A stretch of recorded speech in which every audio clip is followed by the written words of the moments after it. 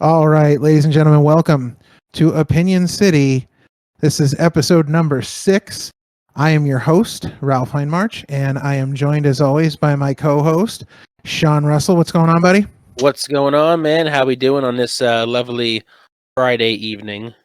Listen, man, it's exciting, man. There's so much to talk about. It has been such a week in the world of professional wrestling, and like seriously, there's just so much going on right now that there's just so much to talk about.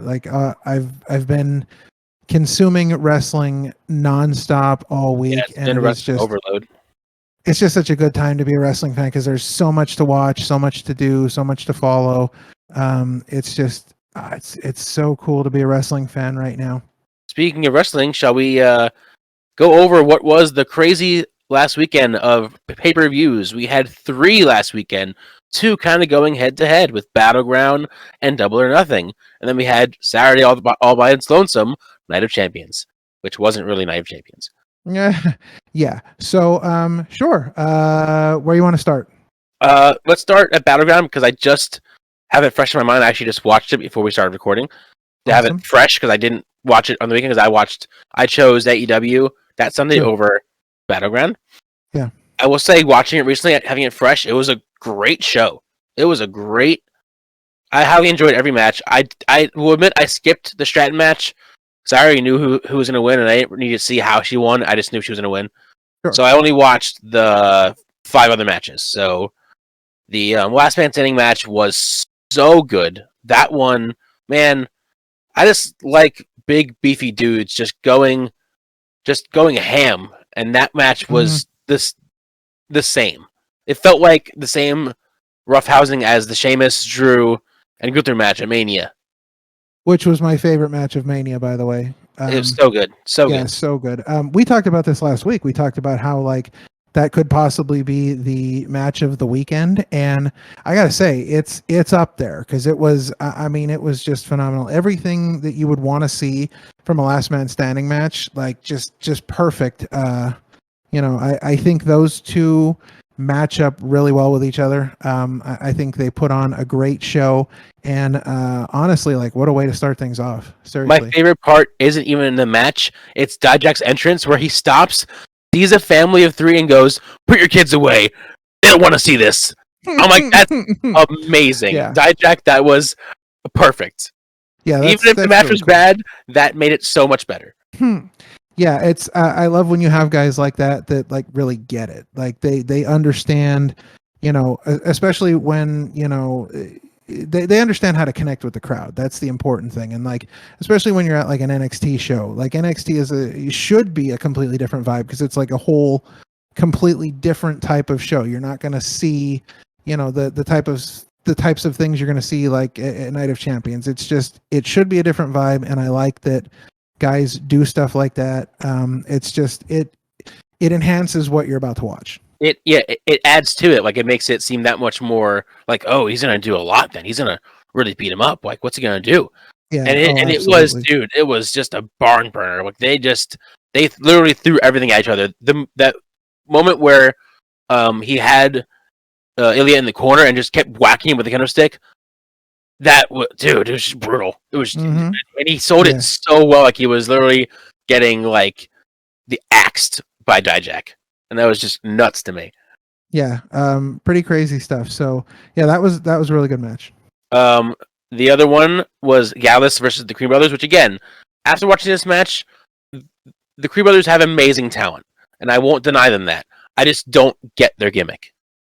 We've already mentioned this in a previous episode, but again, it was a fantastic match, and Gallus won, made sense, but I just don't get the Creeds. They're an amazing talent. They have the skills in the ring. There's just I don't see the character yet. So yeah, I was I'm watching happy a video with the win that Gallus still won. Yeah, I was watching a video the other day, and it was the taller of the Creed brothers was laying on a weight bench, and he was lifting a dumbbell with his left hand and lifting one with his right hand, and then he puts down the dumbbell, and a woman comes in, and he lifts her up with one hand, and he's curling her with one hand while he's curling the other with a dumbbell, and I'm like, this is insane. Yeah, no, they have talent and they have the muscle and the and the physicality. It's just, again, I just don't see their character. I don't know what they are going for yet. Hopefully they will hash it out post Diamond Mine what they actually are. But I just don't get it. So I good think win it's for time Dallas. They deserve I it. think it's time to move on from the whole Diamond Mine thing. Like let's get them a real gimmick here. Let's get them doing something meaningful. Yeah, it's time to move on from that. But yeah, again, another great match. I was disappointed with this one only because it was Dragon Lee's big debut matchup versus Noam Dar, and by shenanigans, Noam Dar won. Mm-hmm. I don't know how much that helped Dragon Lee because he just debuted to have a big loss like that. So I don't know if they're gonna have him get his wins back now that he lost one. But I just think that was a poor choice to have a big star like that you have debut lose his first big match. So if I was NXT, if I was Shawn Michaels, if I was WWE, I would have had him. I would have had him in probably the triple threat North American Championship match, just because then you could still have him not win the match but not lose. Yeah. It to me a debut like that, it would have made more sense there, because then he could have got all his stuff in. He could have, looked spectacular the entire match, which I think, honestly, I think Dragon Lee, Wesley, I think they would match up fantastically. I think they would have great chemistry. I think they'd have a great match, but you could have him in there and still get all his stuff in and be completely dominant in the match and still lose, still not be the winner, but not be the loser, not get pinned, have him still be in the match, but he doesn't have to lose and eat the pinfall, and he would still look great in the ring. I feel like by having this one-on-one match, well, it was the Heritage Cup rules, which I don't quite understand. I know it's 6 rounds at 3 minutes each, and you get points, or you have to win by pinfall, or however it works. I don't really follow the match, so I'm not really fully into it. So that's why I wasn't fully invested as I usually am, because I'm not used to the match rules. But other than that, it was a good match for the most part, other than the shenanigans and then Noam Dar keeping his cup. I don't really understand why they're still doing the cup thing, and I think we talked about this before too. But yeah, I don't get it, because it's it's this holdover from NXT UK, and my feeling is, if you wanted to get rid of NXT UK, just get rid of it.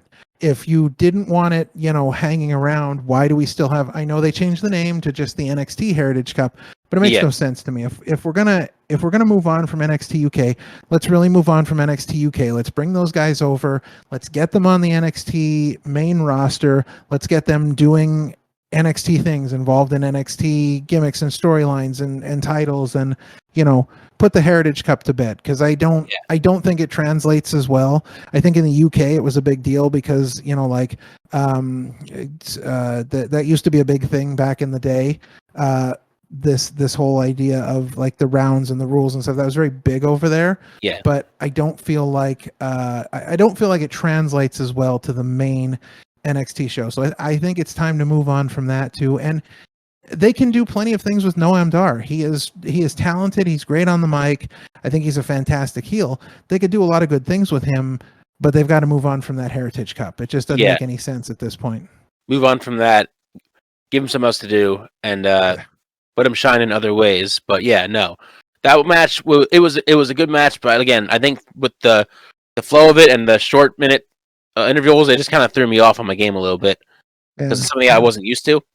Sure. Also, just want to point out, because me and you said that every belt was defended on the show. Not every belt was defended on the show. We forgot about the SmackDown call-ups. The NXT Women's Tag Champs were not on the show. They did not defend their belts. Listen, I find that to be a huge disaster. I don't understand what's going on there, because they made it a point of saying that they would defend their titles on every show. Mm-hmm. So they should have been on NXT. Listen, they should have never gotten called up with the belts to begin with. We should be talking about a whole nother set of tag teams wrestling for these belts. We shouldn't be having this conversation, but due to the convoluted mess that is the WWE title situation right now, we have to constantly talk about this. So, which, if you all watch SmackDown, you know how much more convoluted it got when, during the Reigns celebration, Triple H showed up with a third new, I assumed was a merging of the Undisputed WWE Universal belts. But as the show went off air, Heyman was holding both WWE and Universal belts, while Reigns was wearing the new shiny, yellowy gold belt that is, I'm assuming, hopefully the merged belt. So now we're extra confused with the belt situation because now he has 3 belts, but they're all one belt. Yeah, when I see Roman Reigns with yet another new belt, the first thing I want to say is, it's Bronson Reed. It's Bronson Reed. Yeah, it's just terrible. Look, I know we talked about Roman Reigns winning all the belts, and I was kind of half joking about that, but half not. And at the same time, like I don't want to see them make it more confusing with another belt. If I was Seth Rollins, I would show up on Monday night and I would have like I would have bought 2 belts on my own and just show up Monday night with 3 and just belts wear them and be all. like, listen, I got 3 belts too. Those 3 belts don't mean anything. So why shouldn't I just walk around with 3 belts? I mean, Yeah, exactly. we talked about this off the air, but I mean, I literally want to see Roman Reigns win everything. I want him to show up multiple times. He needs to win every belt. Yeah. Come at as who you said, Ramona Reigns. Ramona Reigns both women's titles in one night. Titles, yeah.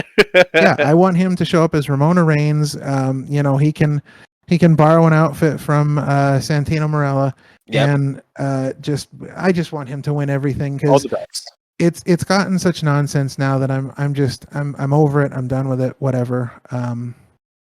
But yeah, so I didn't watch the match like I said. You did, so you can let me know how good it was. But the Lyra Valkyria versus Tiffany Stratton women's NXT title tournament final match. How was that match? I know Tiffany won. Yeah, so that match was phenomenal, and you can watch that match, and when you do, you see exactly what they see in Tiffany Stratton. Like she was on from the minute she walked out to the minute she walked away with the title. I think that they have a real talent there. She's doing some stuff in the ring that just it looks fantastic, and she has got such a great gimmick. Like I think she is I think she's just phenomenal at what she does. I don't think there should have ever been any doubt in anybody's mind that she was walking away with that title. No. But it's where it belongs. I think that she's gonna lead the women's division. So yeah, that's exciting.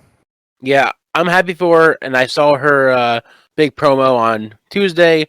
She looked great. She looked like it's cool to have a new champion in the midst and rebuild their women's division after the slaughter that was the draft for NXT. Yeah, absolutely.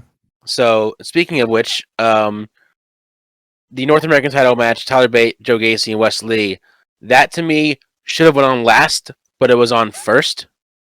But it was but even though still a great opener, I was really hoping that Joe Gacy was going to take it. But the way Wes Lee won the match was, to me, the coolest way to finish somebody off ever. Yeah, I mean that match far exceeded, I think, anything we could have hoped for. If you're a fan of talented wrestlers, if you're a fan of, kind of, and I think NXT is starting to get back to this again, but when you have these guys that really sort of, wrestle a bit of an indie style, especially in triple threat matches like this, it was just a wrestling fan's dream to watch a match like this because just 3 super talented guys. I've always been really high on Tyler Bate. He needs to be on the main roster as of like yesterday. Yeah, he's definitely one that I think they really need to take a look at. But yeah, I think it's only a matter of time before Wes Lee heads to the main roster. Big surprise that he did not go in the draft because he's extremely talented. I do think it's coming soon, so I imagine that his time as North American champion will end soon. But it could have gone either way, and I would have been happy with any of them taking it. So I feel the same way because they are equally deserving of that belt, whether it's Joe Gacy or Bate or of course Wes Lee. Yeah. But I think right now they're in this weird state of flux where NXT is bringing up their roster, but they also don't want to deplete their roster. So they're trying to keep some of them back, but while still saying, "Hey, you deserve it. Here's your chance to go up." It's like they're in a weird state right now because they're trying to figure out their new roster, and I don't think they want to give up certain stars like Braun Breaker, who, again, we said earlier, is a big shocker that he did not get called up to the main roster. I feel like now that he's lost again to Hayes, he might be brought up because he's lost twice now, and I don't know where else they can go with him now that he's lost clean to him twice. But here's the thing, and you're talking about them not depleting their roster. But if you look at these last two matches, you look at you look at Wesley as we're talking about, but you look at the main event, and you have two guys in the main event fighting over a title that legitimately both of those guys could be called up at any time. Oh yeah, because they are just phenomenal stars. They're both amazing. Yeah, so either one of them could be called up at any time now. So, but the nice thing about that is it really kind of you don't know what's going to happen. You don't know who's gonna win. You don't have it's not as predictable because you have two guys that could move on at any point. So I don't think it was a foregone conclusion that Carmelo Hayes was going to win that match, but just a fantastic main event. And honestly, I think that really put an exclamation point on Battleground, because I feel like if you look at the weekend in total and you look at the shows that were happening that weekend, NXT Battleground was obviously the underdog as compared to what they were looking to do at Night of Champions. What looked to be a stacked card for Double or Nothing. NXT Battleground was just like instantly in third place. But I got to tell you, I mean, the NXT put on a hell of a show. I mean, just I feel like we're getting back to the days of takeovers when we would have takeovers on a Saturday night and then you would have WWE on Sunday night, and takeovers were 9 times out of 10 better than the WWE. They would always win the weekends. Yeah, they would always win the weekends. They would have their big show, like, hey, that wasn't as good as NXT though. And it would be every time because the takeovers were so good. Speaking of so good, when Braun Breaker speared Hayes out of the air, that spot left me speechless and the entire crowd and the stars themselves. Like everyone's reaction was just perfect. Everyone was like, "Did that really just happen?" Yeah. Oh, like it was so good. Yeah. So again, I think we're starting to get back to the point where some of these NXT pay-per-views are just exceeding expectations in ways we just didn't imagine they would. And this one was a great start. To kind of get things back on track as far as the NXT pay-per-views really shining far and above Night of Champions. And honestly, I feel like, with a few exceptions, I feel like NXT Battleground really did sort of overshine Night of Champions. And I feel like some of the things that happened at Night of Champions were done specifically and I mean, I know they build storylines, 6 months ahead of time, 2 years ahead of time. Who knows how long they've been planning this Bloodline storyline out. But I mean, it almost feels like they pulled the trigger on certain things because they knew Battleground was going to be so good. I mean, you would think that, right? You would think that they would have enough faith in their third brand, if you will, to put on a good show if they're going to do it on Sunday after the big one on Saturday. Sure. With that one, what do you think overall about Battleground, and where do you rank that out of the 3? Well, okay, so I thought Battleground was phenomenal from beginning to end. I did not see a single bad match in the entire show, and I felt that there were a couple matches that really sort of exceeded expectations. I thought the Last Man Standing was great. I thought the tag match was great. Tiffany Stratton continues to impress. She's going to be a huge star someday. I see her, if she continues on the path that she's on and they continue to push her, I mean, I can see her doing Charlotte Flair numbers someday. Like, I think she's going to be a huge star. And I think she proved it. And then your big title matches, the North American Championship was good. The NXT Championship was good. Like, I can't look at that card and say I saw anything bad other than the way we kind of felt about Dragon Lee in his debut. Yeah, Other than that though, and even then that match wasn't bad. So it like wasn't a bad match. It was just I feel like the wrong person won, or they could have done that in a way where it didn't make him look bad for losing. it was a missed opportunity. Yeah. So yeah. But honestly, I mean, I think I'd put Battleground at number 2. Number two. Like I Okay. feel No. like Battleground is right there in the middle because I feel like there were some things that were better, and then I feel like there were some things that were worse, which we'll get to. No, I agree, and I think I agree with that slot as well because I have my reasons. Mhm. But I'm gonna say off the bat, and we'll just jump right into it. We'll just work our way backwards from Sunday. Sure. Double or Nothing. Me and my brother Adam watched it. I visited him in Philly. We watched the whole thing, Mhm. and it took me a while afterwards to like really process it through. And as much of like a hardcore AEW fan as I seem to be since it started, it felt like a B show to me. It didn't feel like other of their 4 shows felt bigger. That I don't know what it was about, but this one felt like a B show. It didn't feel as like crazy as their other big 4 shows have been. So like, Yeah, I could completely agree with that. Um, I just there was it just felt something off. about there was something about the show that just didn't feel big to me, and I don't know if and because again, it's not like we've got matches announced or anything, but I feel like everything AEW is doing right now is just kind of getting them to Wembley. I I mean, don't yeah, think that they're that's really probably like putting the next the steps. major I don't think they're really putting the major effort into these shows that they maybe necessarily would have had had they not been looking forward to the Wembley show. Because honestly, I feel like some of these matches, I mean, if you did a bigger build, like for example, I honestly think Adam Cole and Chris Jericho could have been a huge match at Wembley if you had done a longer build up to it. Maybe had them, do some other things, be in tag matches, or just Yeah, kind of have run-ins with each other. But I feel like that was a match that was big enough to be on a card at Wembley, but I feel like it was downplayed by putting it on Double or Nothing. yeah, and I feel like the way it ended was like kind of just disappointing because like it's an unsanctioned match, right? So why would someone win by referee stoppage? Yeah, that to It's an me was unsanctioned just match. AEW is not responsible in storyline for whatever they do or happens to each other. So when she stopped, I'm like, wait, why would you do referee stoppage for an unsanctioned match? That's what it felt like. It yeah. felt like Hell in a Cell when the ref stopped Rollins because he was hurting Bray Wyatt too much. It's a Yeah, no DQ match. There is no DQ.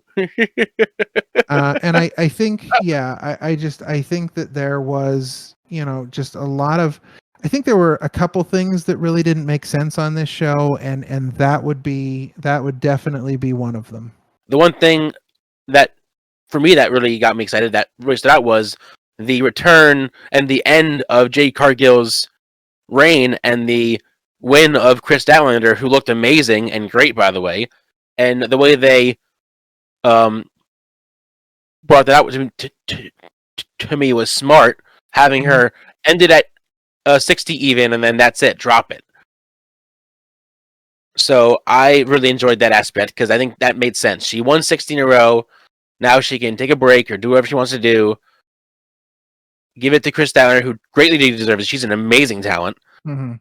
And then if when she comes back, whenever she gets back, then you can have them, run it back or do whatever, but have Chris hold it for a while because I think that was the plan for a while before she got injured, was she was going to win the belt off of Jade, but her injury kind of held that back. So they had to either, I guess that was their plan. So they didn't want to have Jade drop it to anybody but Chris. So Mhm. they just went with the plan as soon as she came back.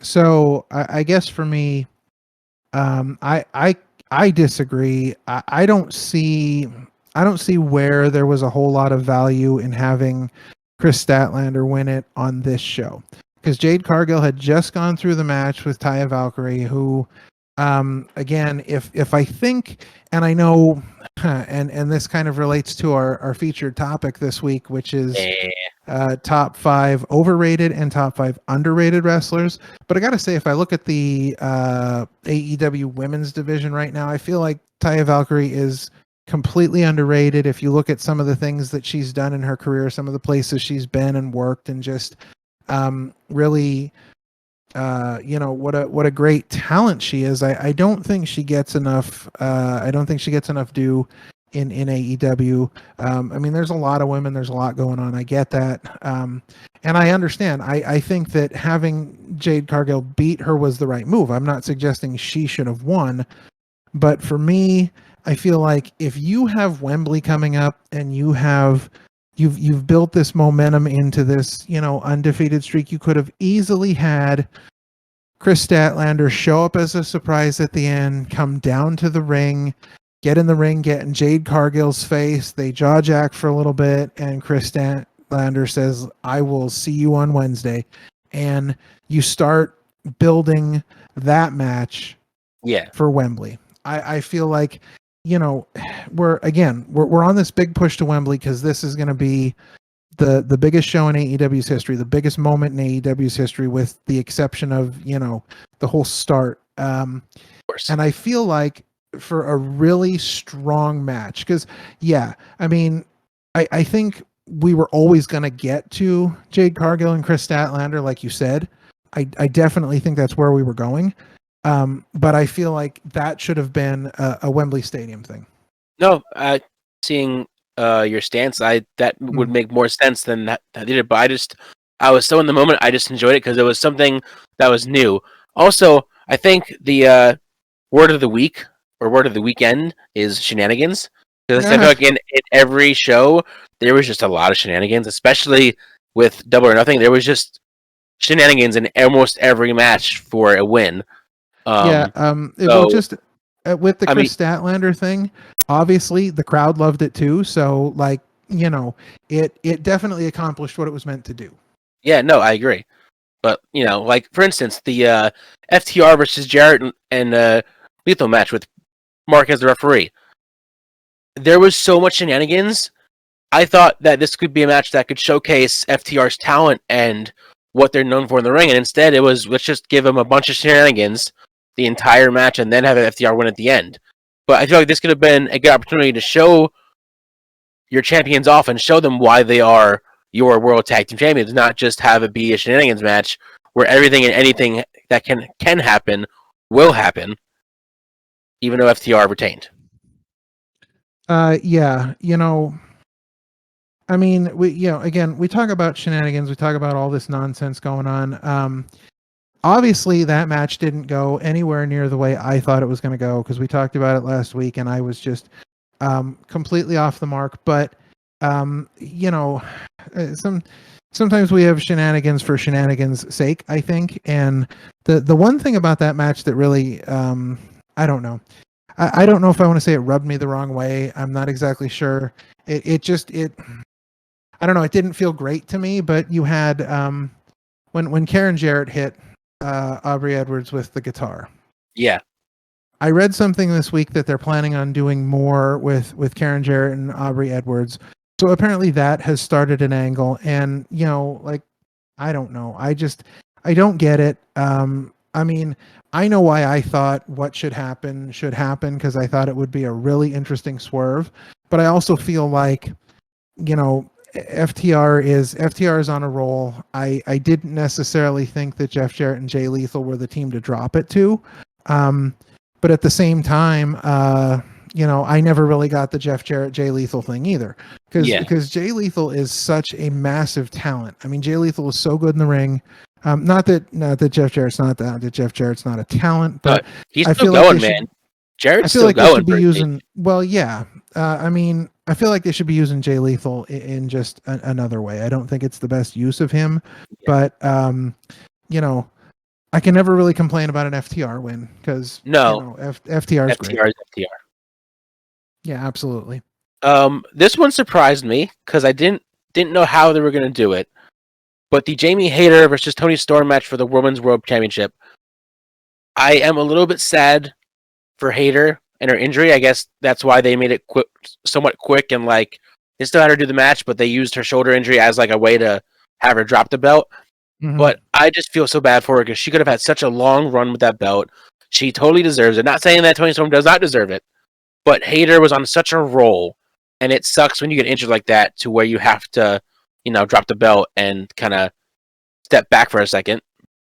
Yeah, Um, I definitely agree. Anytime somebody has to drop the belt, whether it be in a match or outside of a match, like Mickey James had to drop her title, due to injury, it's never a good thing. You never want to see that kind of thing happen. Um, I mean, I think that this is probably good for Toni Storm because I don't really feel like they have used Toni Storm properly since they brought her in. I feel like she had a lot of momentum going into being signed by AEW, and I mean, again, like I understand Toni Storm is Toni Storm, but if I'm gonna make a comparison, I feel like Toni Storm and AEW kind of went like Bret Hart and WCW did. Like yeah. they had this talent there that they did not use properly, and I feel like that may have been the case from the beginning with Toni Storm, and now I think Toni Storm is finally seeing, some of the success and the spotlight that she should have gotten right away. Well, I hope that now with her second reign, it will feel like a bigger reign than her first one. Because the first one, if you recall, was at first only an interim reign until they Mm-hmm. changed it to a full time. You're Sure, champion. sure. But it didn't feel like it was as important because she was the interim champion. Right. Rosa was still the world champion. She just had interim champion. So they decided of how bad Rosa's injury was, and they said, okay, let's make you the actual champion. Now, hopefully this reign will feel more important having her as the champ with the Outcasts by her side and make it a big deal.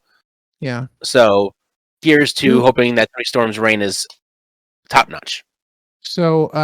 Do we know? Because I mean I followed it a little bit, but I don't remember off the top of my head. Do we know where Collision is going to be? Is that going to be on TBS or TNT? Do we know? I believe it's going to be on TNT. Okay. Is Because I'm just wondering, if that's gonna be on TNT, is the women's champion going to stay on TNT, or are they going to move over to Collision? Because we know that the shows are supposed to be very different. That's the talk Yeah, right now. Is that of course. so, and we know that. I mean, at least from what we understand, Thunder Rosa should be on Collision. Yeah. Is she going to be? I mean, what title picture are we going to see her in? The TBS title picture, the Women's World Championship picture. You would think she would have to be in the Women's World Championship picture. So Yeah. then would they not put the women's champion on Collision? So I don't know. There are a lot of questions. They haven't announced anything about the roster yet, but I would assume, at least for the time being, that all the champions are kind of free agents and there is no set roster of champions, which I kind of like because I missed those days back in like the Attitude Era where the shows would kind of go from Raw to SmackDown. And you had to watch Raw to watch SmackDown.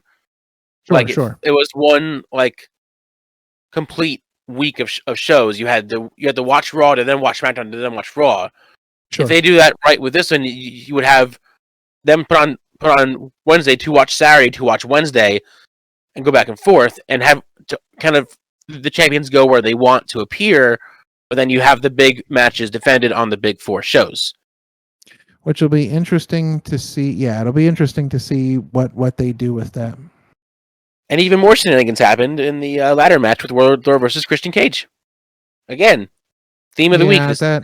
shenanigans. It was a okay match. The weird spot with the Arn Anderson Luchasaurus finger bite blood thing I didn't find totally exciting. It was just a bit odd, odd work there.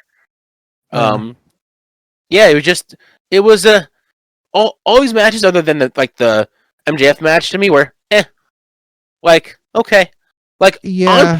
on paper this show could have been amazing, but their execution was kind of Yeah. Yeah. there. I don't really.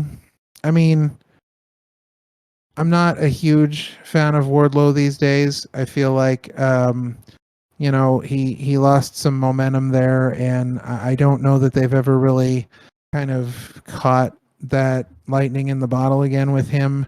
And I mean, I'm the biggest Christian Cage fan in the world, and I would have Oh, loved to have seen we him win know. this match because honestly, like, Christian Cage in a ladder match, come on.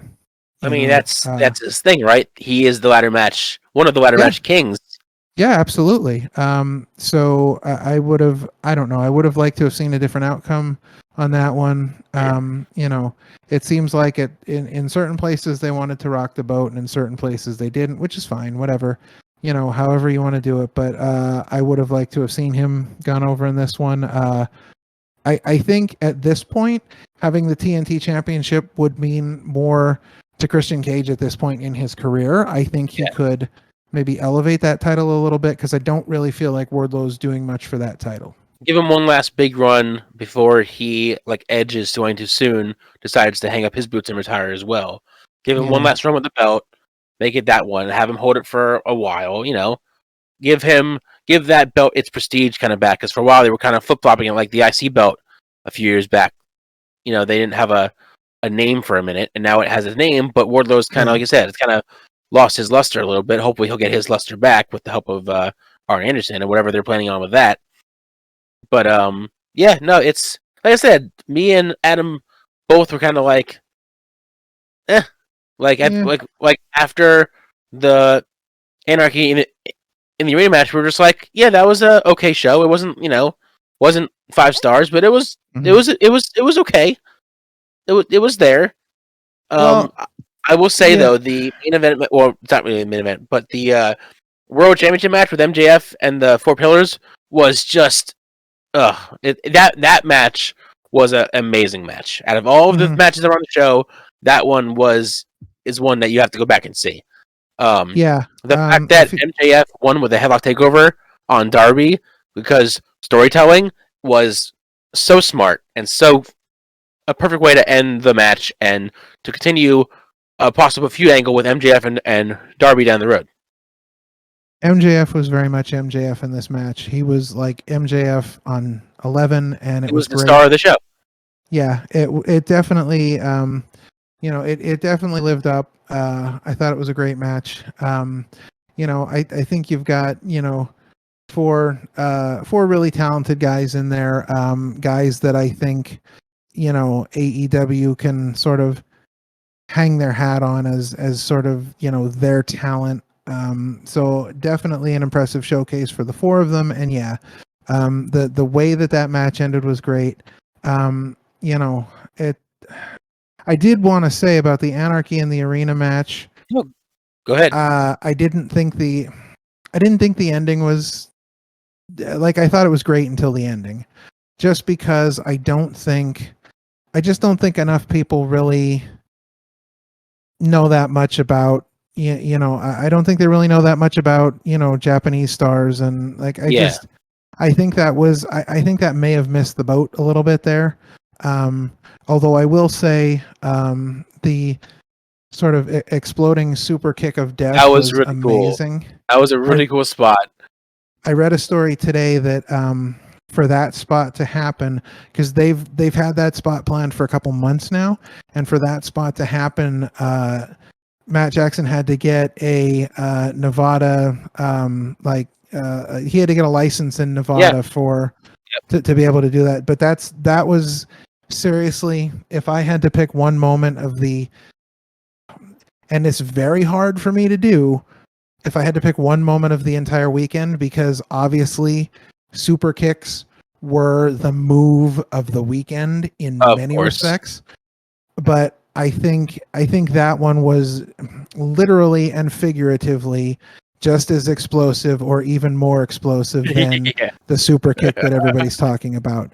I don't think enough, I feel the problem with AEW still is that they don't have a real good model for their big shows yet. They don't have a great, they don't have any streaming option yet, which Tony Khan apparently just did an interview within, like, I don't know, the last week or something, where he said that AEW still hasn't gotten, like, they haven't found the proper streaming source yet. There's a lot of talks about, Warner and maybe doing something with the rebranded HBO Max. Yeah, That's now just that's what I thought Max. was going to happen originally, was that Max and they were going to make a deal, and they were just going to put all of their like dark and elevation shows on Max, and you can watch all of like their backlog. Yeah, which would but be great for them. Then you could have more eyes on the prize because you see people watching the backlog of what has been so far. Because for 4 years they already have so much content for 4 years. Oh, they do. So they can easily make a service of streaming, even though they're only 4 years old, because they have so many shows that they did to kind of build up their content and like kind of get their names out there. So they have all those avenues. So if they can just get on a streaming service and really build that platform like the network tried to do. I'd love to. So I'd love to see them go the Ring of Honor route, and honestly, I would love to see them put together just a streaming package that's AEW and Ring of Honor. Yeah, that would be dope. You've got all that stuff. You've got all that content from AEW. You've got a tremendous amount of content from Ring of Honor, and I feel like if you're talking about wrestling streaming services that are out there, I think that if you're looking at that streaming service with AEW and Ring of Honor, that might be some of the best bang for your buck you're going to get out there as far as a streaming service, because that's a huge backlog of content, and just think about all the new content you could be constantly adding to it. So and if they wanted to, they could host their shows on the app like ROH does with their new show. They just have it on the app, and you pay the fee, and then you watch it live or when they air it every Thursday. Sure. Yeah, I think it's a great idea. But obviously Tony Khan doesn't think they're there yet. He says they haven't found the proper streaming solution yet. So who knows what's going to happen with that? But I don't think their pay-per-view model is exactly where it needs to be. I don't think enough people are really into that whole paying for separate events model anymore. Even if it is, $20 or whatever, I don't feel like that's, I feel like people are past that now. I feel like people want to buy a service like Peacock where they're going to get to see all of the content, all of the premium live events / pay-per-views, in addition to whatever else they're getting with it. I think that's where we are now. And I think they really have to look at that. And, I know they're going to look at numbers and they're going to say, well, are we still going to make as much money as we are now? But I think even with a streaming service, you're going to get so many more subscribers, especially if you went Ring of Honor and AEW. Yeah, you have both options. Yeah, you have so many more hours and hours of footage with just ROH alone. And what wrestling fan's not going to buy that? Come on. Yeah, exactly. So, but I don't think as many people saw that super kick as they did. I think people scrambled on the internet to find it once they heard about it. But it was so cool. It was such a genius out of nowhere spot that no one was expecting. It was just crazy. Yeah. Even with that said, though, on my list, that's going to be number 3. And I completely agree. And with that, the sleeper of the weekend, which no one was ready for, is Night of Champions. Actually was a pretty freaking good card. Other than one match that, again, I said before, I didn't care for, which was Rhea Ripley versus Natty, because we knew who was going to win. Other than that, the rest of the card was pretty spot on. And even though some of the outcomes we knew was going to happen, like, it was a pretty decent show, like, all around. And I was actually very happy with the way it turned out. Obviously, we knew that Seth Rollins was going to win. That wasn't even a doubt. But still, it's cool that he's the first. And yes, he is the first. They have announced it many times. There is no lineage to this version. This is a brand new World Heavyweight belt, and he is the first to hold it. It is on their website. They even mentioned it on the bump when they said, you are the first to hold it. So this is a brand new iteration of the belt. There is no lineage. He is the first of everything. I think that's a little silly, but if they want to do a new, better than to have Rollins be the first one. Yeah, I mean, I think they would have been okay going either way, and I maybe would have liked to have seen AJ Styles win just as a swerve, but I'm okay with Rollins. I'm okay with, the match was great.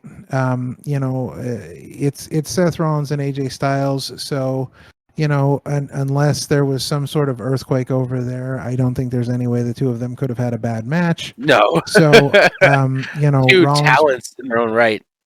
Yeah, Rollins goes over, and that's fine. No big surprise there.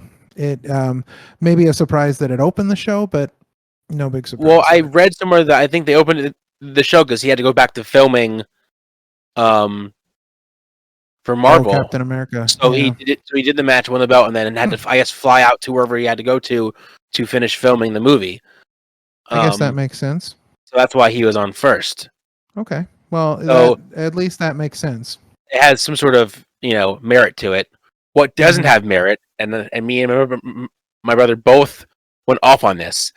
The Cody Rhodes versus Brock Lesnar, the way Lesnar won was via pass out from a Kimura lock. You cannot pass out from a Kimura lock. The only thing that can happen is your arm breaks, you scream, and then Lesnar wins. But you cannot pass out from a Kimura lock. Yeah, Okay, I feel so much better now. yeah. I don't. Look, I have no idea what they were thinking. I don't know what the plan with that is. I'm still very much on the fence about this whole broken arm angle. I don't think it was the right way to go. I don't think you play around with injury angles when we've gone through a legit injury with him. I feel like that's stupid. I've not liked that from the beginning, so that kind of soured me on the whole Cody Rhodes Brock Lesnar thing the second time around. I understand where they're trying to get with it, which is fine, but I just how they're getting there, I'm not a big fan of. I don't really like it. I mean, the match was okay. Nothing wrong with the match. I would have liked to have seen maybe a different ending. I get it because now you can say, well, Brock can still claim that like, oh, Cody won on a fluke, and Cody can say, well, I never passed out, so I didn't. Yeah. You know what I So mean? Like well, I they've think all got excuses. on Raw, Cody already said that I'll fight you anywhere. So I don't know if they're going to build that Yeah. towards Money in the Bank in London because he did say anywhere. Hmm. Um, or if they're going to save that for August for SummerSlam in Detroit. I think it would probably be bigger because it would be in London. I think that'd be a bigger arena for it to have that match, and then have that be the call off, the end all be all, and then end it there. And then you have Cody face somebody else at SummerSlam. Who knows? Maybe even Reigns. Yeah. Unless they want Okay. to save that for Mania. You never know nowadays. Because you have to look at the draft. It doesn't exist. It lasted a week.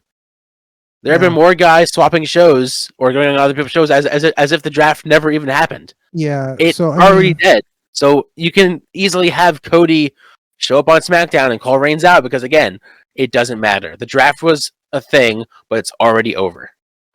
it seems to me like we keep getting further and further away from Cody being involved in any of the bloodline stuff and the one stuff. So I don't know where they're going with any of this. I don't know how long they plan on doing the Rhodes and Lesnar thing. It could be Money in the Bank. It could be SummerSlam. For all we know, I mean, it could be anywhere. So I don't know what the plan is with that. I don't have a whole lot of confidence in what they're doing with that right now. So when it ends, it ends. When it doesn't, it doesn't. I'm kind of on the fence about the whole thing right now. Anyways, I'm rapidly losing interest in it. Yeah. And speaking of the Bloodline feud, I called it last week. The Usos interfered.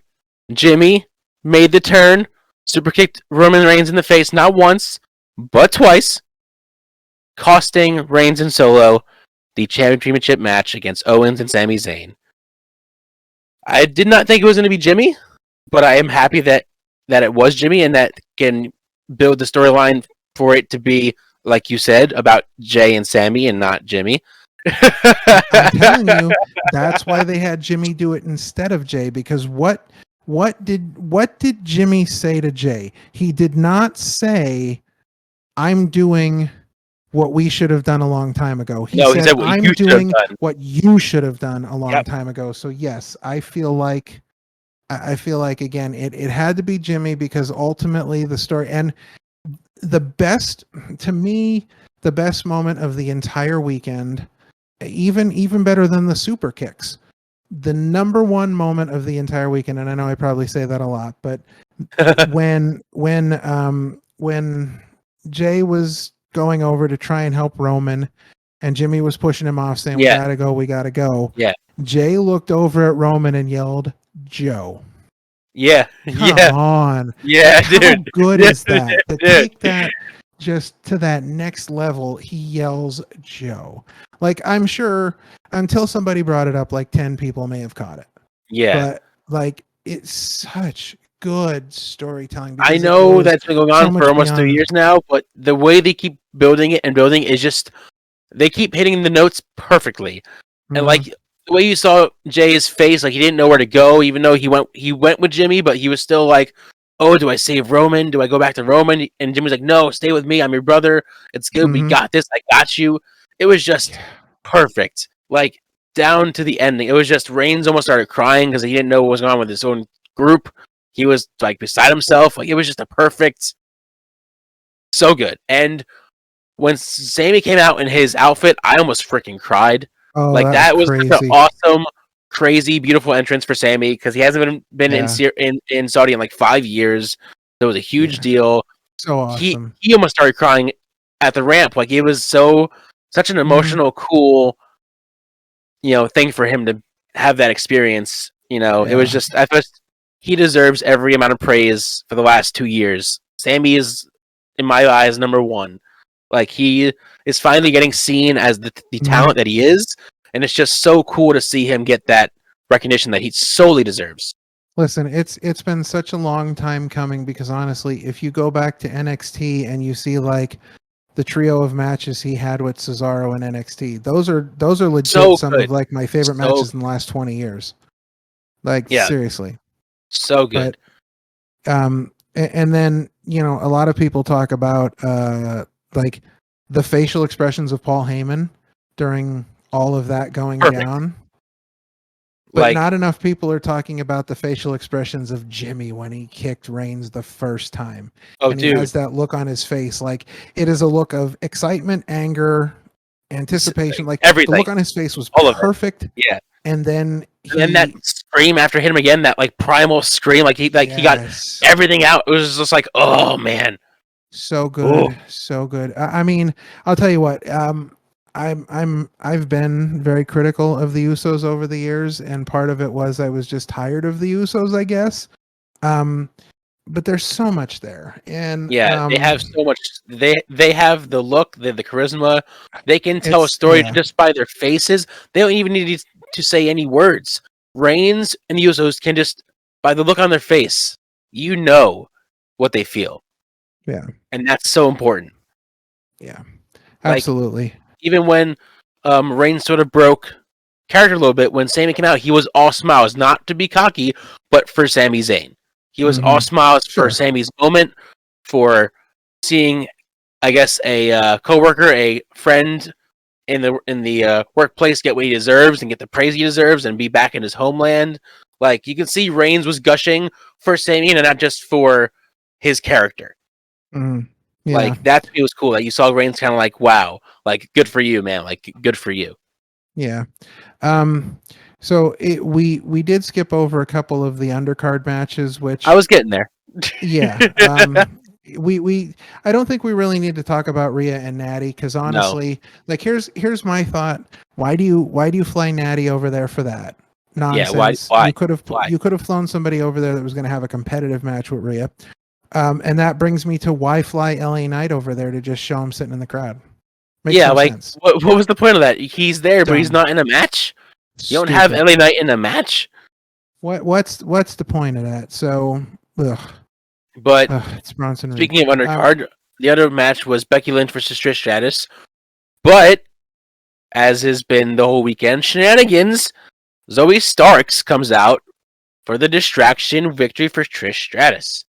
But I like those shenanigans. No, I'm good no, with that was that. a good one. That wasn't overmatch. That was a perfect way to you have Trish build a new star on her way out, Mm-hmm. and then B, you continue the feud with Becky and Trish to have their match at SummerSlam or Sure. London or both. Because then you can have their trilogy have 1-1 and then have someone the big blowout match at SummerSlam Mm-hmm. if you want to go that route. But I thought that was a very smart way to have Trish win, but obviously by cheat and obviously align herself with a new star that she can help build up on Raw. Mm-hmm. Well, it makes a lot of sense, and I think the other thing about it is I'm pretty sure everybody assumed that Trish was going to win, but they found a way to do it and still surprise us. Yeah, it wasn't like, oh, it was just a clean win. It was like, no, she found help. She found a friend, and that's how she got her big victory. And that was, again, for me, that worked. It made sense. Yeah, and watching their promo on Raw, I thought they were perfect together. Oh yeah, they were. That was such a Yeah, great pairing. it was perfect. I think it's a great way to, again, build new stars while also keep the legend established. Have them still be, because she's still great in the ring. She can still go. Sure.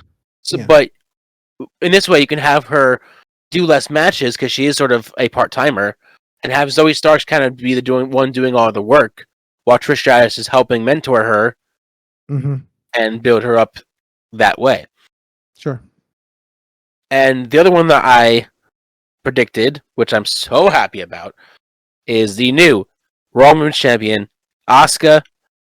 Bianca Belair's reign of terror is finally over. And we have a new champion that I think if they do it right, they could have her have this monster heel run as champion and just get back to what she was. You are not ready for Asuka. Yeah, it's been way too long. She's another one of those NXT call-ups that I feel like was ultimately a failure because they lost every bit of momentum they had with her in NXT. Yeah. And I know you can't continue to have her just beat everybody, but you've got to have her beat everybody for a little while. And I think this is the time now where we're really going to see her be extremely dominant, which I love that Asuka is going to be extremely dominant with the Raw Women's title on SmackDown. The convolution. Pretty much all I got to say about that. Pretty much all I got to say. The convolution. Well, and if we're talking about convolution, why fly Mustafa Ali over to Saudi Arabia? Again, why can't listen? If we're going to have an Intercontinental Championship match, we know Gunther's going to destroy whoever he's with, but why not have a competitive match? Why not send somebody over there that we can have a real credible match? We know Gunther's not going to lose because they're on a roll with him, but why not send somebody over there that could, I mean, I'm not going to lie. I knew Gunther was going to win, but I actually enjoyed the way they built that match, where they had Ali build up some offense to where you almost believed he was going to win, but then Gunther just, like we said, brutalized him, as he should have. But they at least gave Ali a chance to look somewhat credible, and I like that in a match. I don't like it when it's just a straight up squash, and I like that they did it where it wasn't just a straight up squash by Gunther. Gunther had some sort of fight that he had to face against Ali, rather than just chop him to death and just pin him. So I did like the match in that way, that it wasn't just a total, complete squash. Yeah, I just there's not a moment of it for me that I honestly believed that Mustafa Ali was going to win, though. I knew Gunther was going to win, and I feel like with Gunther's IC title reign, I feel like they hit the peak of it at Mania because that match was just so good. Phenomenally good.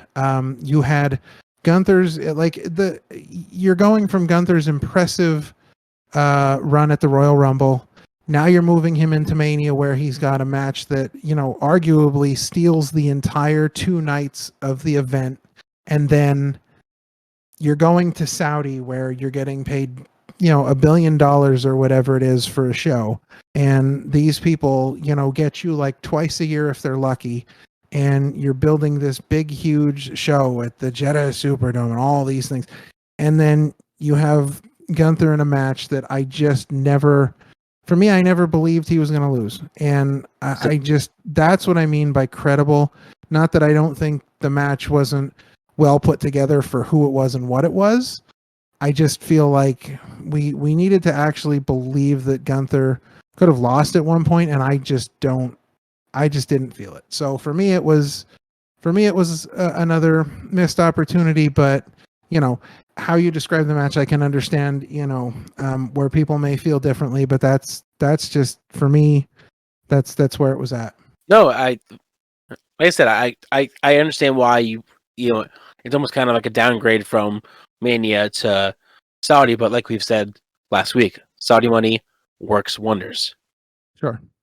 And So I mean that obviously with the tag match and with Asuka's win, um, and I mean overall it wasn't a terrible show. No, it There were really some wasn't. low points, but honestly, some of the high points just I think, and the fact that Double or Nothing was just not up to the AEW pay No, per it view was like just a standard. B show.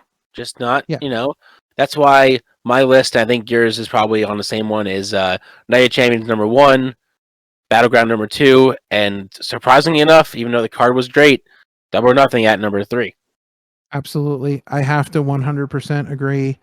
Um, and it was just a combination of AEW just not being up to that same standard and NXT just killing it. Yeah, and I think, like you mentioned earlier, they're just trying to push out the story for Wembley. At this point, anything they can do to get to that point is what they're Yeah. doing. That's their main focus, is their big show. And I think All In and All Out are kind of back to back that month, so that Mm-hmm. they're have to build for 2 shows in a sense over the next few months because they're doing it almost back to back. Yeah. Even though I do think that Forbidden Door 2 will be amazing. I think the wrestling at Forbidden Door 2 is going to be amazing. I think, again, like we talked about the end of the Anarchy in the Arena match, I think some of the excitement of it is really for your like hardcore AEW fan base because I feel like those are the guys that are really going to be into a lot of the New Japan stars that come over because they're going to Yeah. know them much better. So I think that that's like, I think that's really big for them. I think the wrestling is going to be amazing. I think the show itself is just going to, blow the roof off the place. But again, sometimes it's hard for American fans to get excited when they don't necessarily know all the talent that's going to be there. But it's like the old days of Chikara when you would go to King of Trios and you would Oh, have all these teams from all over the world that you'd never seen before and you really don't know who they are. But then when you watch them, you become huge fans. So yeah, I went to the one in 2018, and that was probably the best wrestling event I've been to, and I've been to 2 Manias so far. So saying that show was above that is saying a lot because Mania twice has been amazing, and I'm trying to go for a third next year in mm-hmm. Philadelphia. But Yeah, just that whole weekend, that whole atmosphere, being able to even like be almost friends with the wrestlers because they were just open to just talk to you when it was like the one day where it's just meet and greets. They were all sure. just so friendly and so open to talk to you and so like almost wanted to just hang out with you. It's not even just about like meeting. They would hang out with you for a good 5-10 minutes before, you know. And it was not like they were behind a booth. They were just out there and like around. Like there was I no like. yeah. I love that.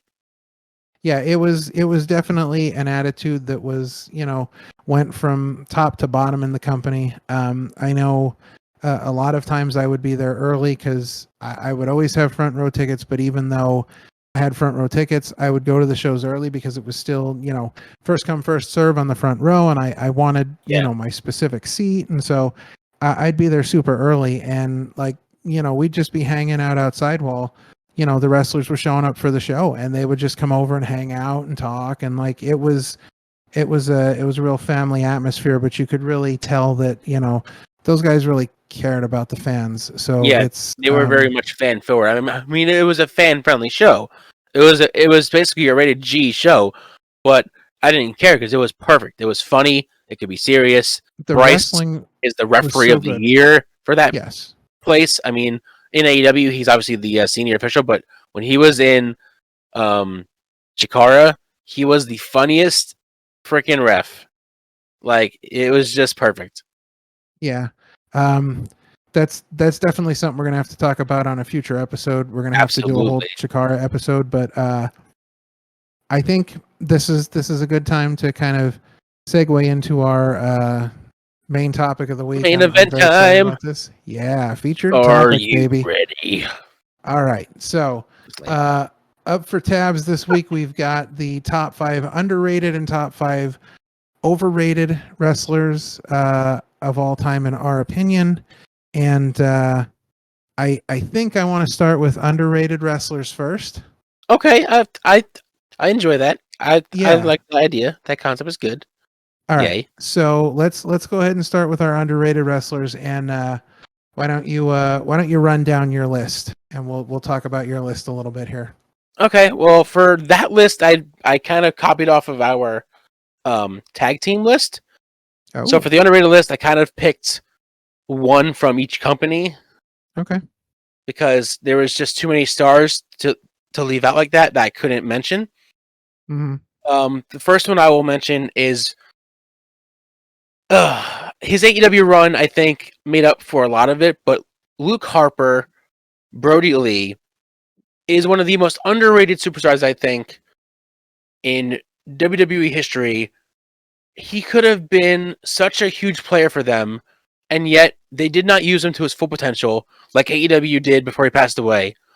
And it hurts because he was Mm. such a talent and he was just perfect.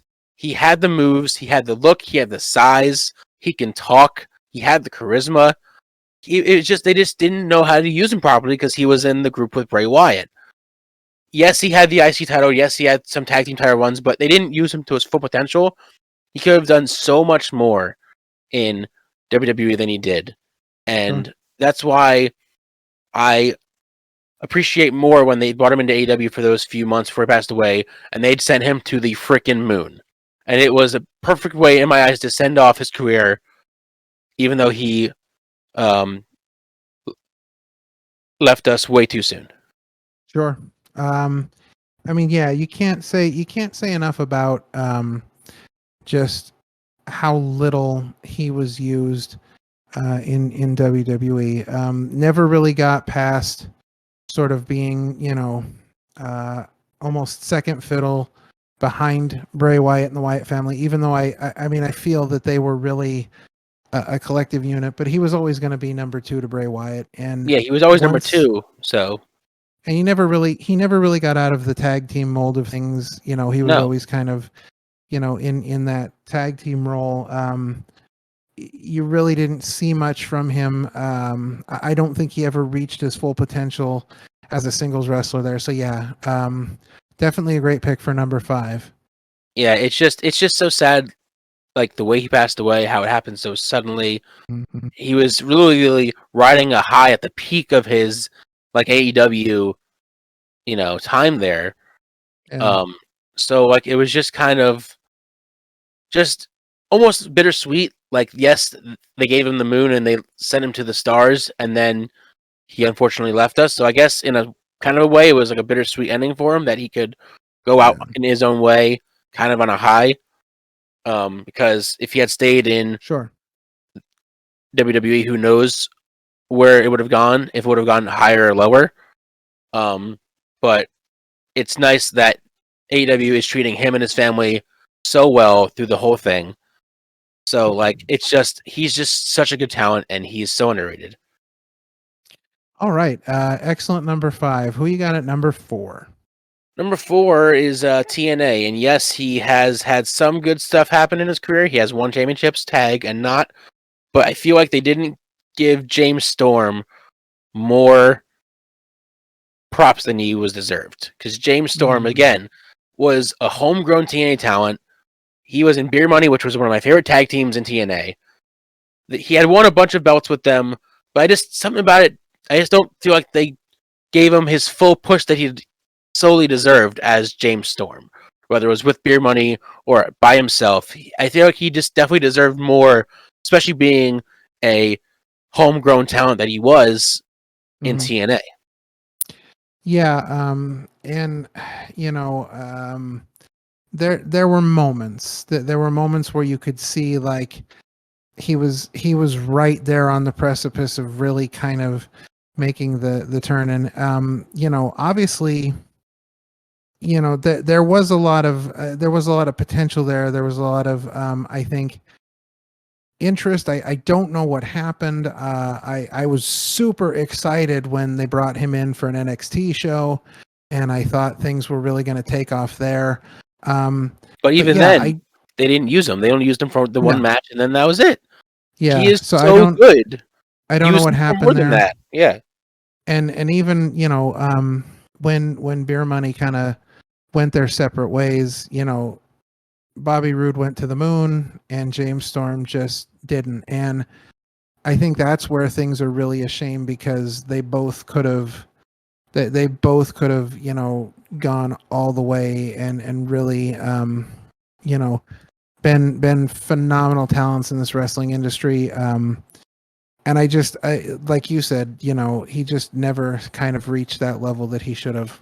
No, he was he was such a good talent on the mic. Again, he had the Yeah. ring skills, he had the charisma, he had basically everything. And when they broke up Beer Money, they obviously thought Bobby Roode was the bigger star than James Storm.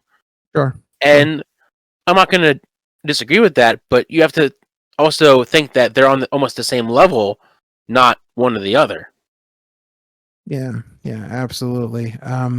Again, just some more missed opportunities. They could have done a lot more with him. So, yeah, excellent number 4. All right, moving on to number 3. What do you got? I think this one doesn't get said a lot because not many people think of him as underrated, but Dean Malenko. Ooh. Dean Malenko, I think when he was in WCW, they definitely saw some value in him as every match that they had with him, you saw he was putting on a wrestling clinic every time he was in that ring. No matter who he faced, it was just great matches. The problem was he had sort of a lack of character, which kind of held him back a little bit. It was just his in-ring work said it all, but he didn't really have much character. Then when you have them bring him in with the Radicals in WWF, you have Benoit. He found his way and got success. You have Guerrero. Eventually found his way and he had success. But then Dean Malenko was just Dean Malenko. Like, they didn't have anything for him. And his lack of charisma and like his lack of like any sort of personality gimmick, I think is what hurt him. But he was such a talent. And he definitely deserved more than he had in his career because he could have been a force. He had a decent run in WCW, but when he got to WWF, that was career over for me. They just didn't know what to do with Dean. They knew what to do with Eddie and Benoit, but Dean, they're like, oh, Dean's just Dean. So I think the problem with Dean Malenko and his WWE run, if you look at WCW, you had a lot of these cruiserweights that WCW was using that as this sort of platform to show how WCW was different than other companies. So in that cruiserweight division, you didn't see a whole lot of guys that really had personalities or talents. Pretty much, I mean, for me, beyond Jericho, you didn't see a whole lot from guys really personality wise because the focus wasn't on that. The focus was on the wrestling because the wrestling was what was really gonna sell this idea of the cruiserweight division and give WCW something different. The problem with that is when he moved to WWE, that's not what WWE is all about. You have to have the total package. You've got to have the moves, you've got to have the personality. You're not going to connect with the audience the way WWE builds their shows and their programs the way you would in WCW where your wrestling took care of it because, the fans were so like hungry for that type of action, that type of wrestling. And so I think when he got to WWE and they saw that, hey, here's this great wrestler, but what do we do with him? Because they didn't see it. And I think the real measure of who he was as a wrestler is the fact that he did so well as an agent backstage. Yeah, I mean, because obviously, he had the mind. Yeah, he was almost used as a better mind backstage as an actual talent, which again for me just kind of hurts because he was such a good talent in the ring. Mm-hmm.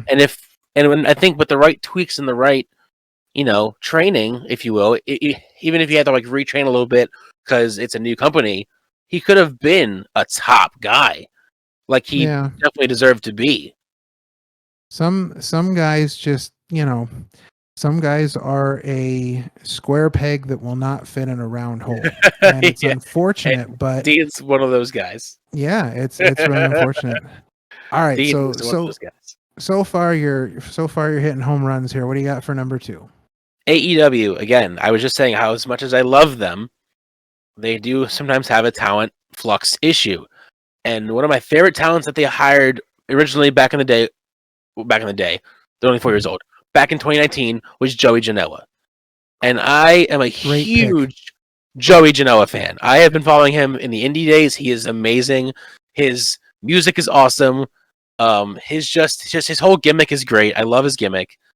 And when they relegated him to dark after his big like push in the beginning, I felt bad for him because he doesn't need dark. He doesn't need to be like in that. He's already grown and he's already a great in the ring, on the mic. Like he has the total package. But for some reason, he just kind of got lost in the sauce in AEW, and he deserved so much more than that because he's such a good talent. So if you want to talk about a square peg that's not fitting in a round hole, this is a perfect example, because I feel like Joey Janela for me is like one of the kings of the independent wrestling scene. You have certain guys that have gotten some runs with major organizations like AEW. I don't know. Again, I think this is another situation where a company doesn't know what to do with a guy, which I think is crazy.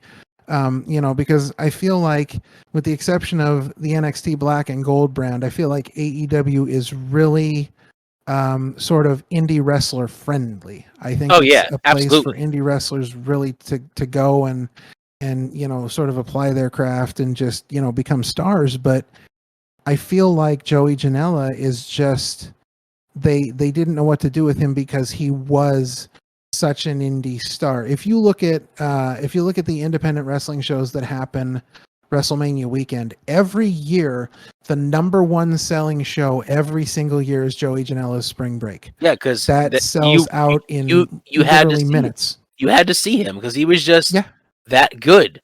You had to go to that show over like the Mania show because it's Joey Janela. That's the show everybody wanted to be at. That's the show everybody wanted to see. That was the hottest ticket to get your hands on.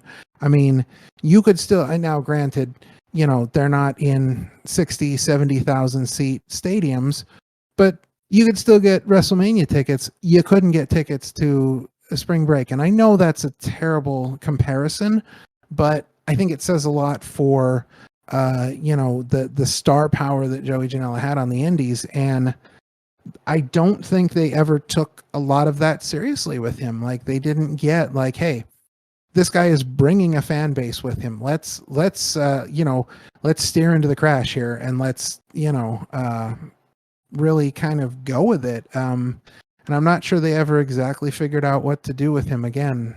Well, they had that great storyline with him and Sonny Kiss, but the whole story was on Dark, where it definitely had the star power and story power to definitely be on the main program rather than just on Dark, because the story was already there. You had Joey turn on Sonny. You had them have this big, like, no DQ match. Put it on Dynamite. Have it be the last match. They would kill it. They would have crushed it. Sure. But they chose it on Dark because I guess they wanted to have more eyes on Dark for a while, which it makes sense. But again, it's Joey Janela. Yeah, the dude has star power alone. Yeah, that was. That's a good pick. Honestly, I think if you're trying to really look at because again, one of the things you talked about in the very beginning was like AEW has this flux of talent. So, some guys are going to fall through the cracks. Some guys are not going to really kind of understand how to be used correctly, because again, like you said, some guys get lost in the sauce. Some guys just, kind of flounder. But this one, I think, is really a great pick for AEW as far as underrated, because there's just so much potential there that wasn't used. Yeah, he had the talent. He had the skills. They just needed to put his skills on blast and put it on Dynamite. And as much as it was cool to have his talent needed for Dark, that way more eyes can go on Dark, you could have had him have more eyes on the main show because of his star power alone. Because so many people know who Joey Janela is just by his indie star power that he's built up for himself. Yeah, I agree. Just another missed opportunity. There's not much else you can really say about No. him. You know, I don't, and I don't. I guess when I look at that situation, I'm not sure, would it have been better for him to show up in NXT? Would they have done any better with him? I don't know, but he's obviously, it's a huge missed opportunity and a great number 2 pick. Definitely not one that I would have thought of right off the bat, but still a great example of someone who's underrated. Absolutely. I this list was very hard to choose alone, just because there's so many people that are just underrated that deserve so much more because of Oh, their talent. absolutely. But I wanted Yeah. to challenge myself and say, who can I really narrow it down to from each Mhm. company? Because it's gonna be so hard Sure. to just choose one from each brand, because there's so many wrestlers that have been underused, either getting lost in the shuffle or they just weren't used properly, that they just didn't have Sure. the tools to really get to the stratosphere of where they needed to be. Oh, yeah. All right. So that brings us to your number 1, and I'm excited to hear who you've got. Hands down, no thought, Dolph Ziggler. Wow. Cool. He That's a great pick. Well, because as many belts as he's won in his career, and as many reigns as he had and championships that he's had, they really haven't used him to his full potential. Dolph is an amazing seller, can make Mhm. anybody look good. He has the mic skills, he has the ring work, he has everything. And Yeah. yet he's only won one big belt, and he only had it for like maybe a month, Mhm. and that was it. The dude has more talent on his finger than half of the guys in your roster, and yet you treat him like an enhanced jobber. And he's so Mm. much more than that. And he deserves so much more than that. You see you see little moments of greatness with him. You see almost flashes where you think they're going to really do something with him, and then every single time it's like they pull the rug out from you at the last moment and they're like, ha ha, no, we're not going to do it. Yeah, um it's like they never saw him as a big time player when they should have been, because he is definitely, in my eyes, always has been a big time player. Even when he was Nikki in the Spirit Squad, he was even good then as he is now as Dolph Ziggler. oh, he outshined the rest of the group easily. And he made himself with Dolph Ziggler. That was like his baby. Like he built that up from the ground up after he left Spirit Squad. So like that was like Mhm. all him. So to have you build up your own name, Dolph Ziggler, and to not get the recognition that you definitely deserve for being able to go from, you know, 2006 to now, he's been with them over 10 years. Yeah, And absolutely. he still hasn't gotten the proper, I think, nod that he deserves. And like you said, it's just he gets so close and they just keep pulling out the rug from him, and they're like, no, psych. It's Yeah, not your and time. It's not your time. I I think he's a great guy for you to put at your number 1, because if I think of underrated wrestlers and I start to think about what is going to set one underrated wrestler apart from another underrated wrestler, and I think about who do I believe they are never going to get? Like, who do I believe that no matter what anybody says to them, no matter what anybody thinks about them, no matter how many fans follow them, who is never gonna get that push, no matter how good they are, no matter who they beat, no matter what they do. And Dolph Ziggler is right up there at the top of the list. Like, they Yeah. are never gonna get him. I mean, if he ever finally does leave WWE, first off, I don't want to see him go to AEW, because I think he'll be another one of those transfers that just gets lost in the sauce. I feel like he's got to go and have a great independent run, Oh, because yeah. I think he could kill it on the indies. You see a lot of guys that are in very similar situations that end up leaving WWE and they end up making more money on the indies. Yeah. I mean, Drew McIntyre did just that when he left. Absolutely. He It's rebranded a great himself, example. rebuilt his name as Drew Galloway, and just he proved to them that he can be a star with Yeah, or without them behind sure. him. Yeah, But with absolutely. Dolph, it's just been glimpses, but never a full on let's back this guy 100%. And that for him, And that's not fair. Not fair. it's so crazy to be talking about a former world champion as being underrated, because that world championship, that run almost meant nothing. Like Yeah, it was short. It was literally, I think, for the pop, and then that was it. pretty much. All right, so that's a fantastic list. I will say that I have a list, and it is 100% different than yours. I Good. have 5 completely different That's the wrestlers, first. which That's the first. I did not think that would happen, because I really thought one of the names on my list would end up on yours. But um, so before I jump into my underrated list, I will tell you that I have honorable mentions for both my underrated and overrated list, and I Yes. had to throw these in there because I felt really, I would be underrating myself if I didn't add these in the list, but they just didn't make the top 5. So my honorable mention for underrated is a guy that I think, I don't think anybody in the wrestling world will ever understand the amount of talent that is in this guy. I feel like he's had opportunities to train, but I don't think that anybody is ever going to really use him to his full potential the way he did it himself on the Indies. And my honorable mention is Drew Gulak, Yeah. because Yes. he is He is so good.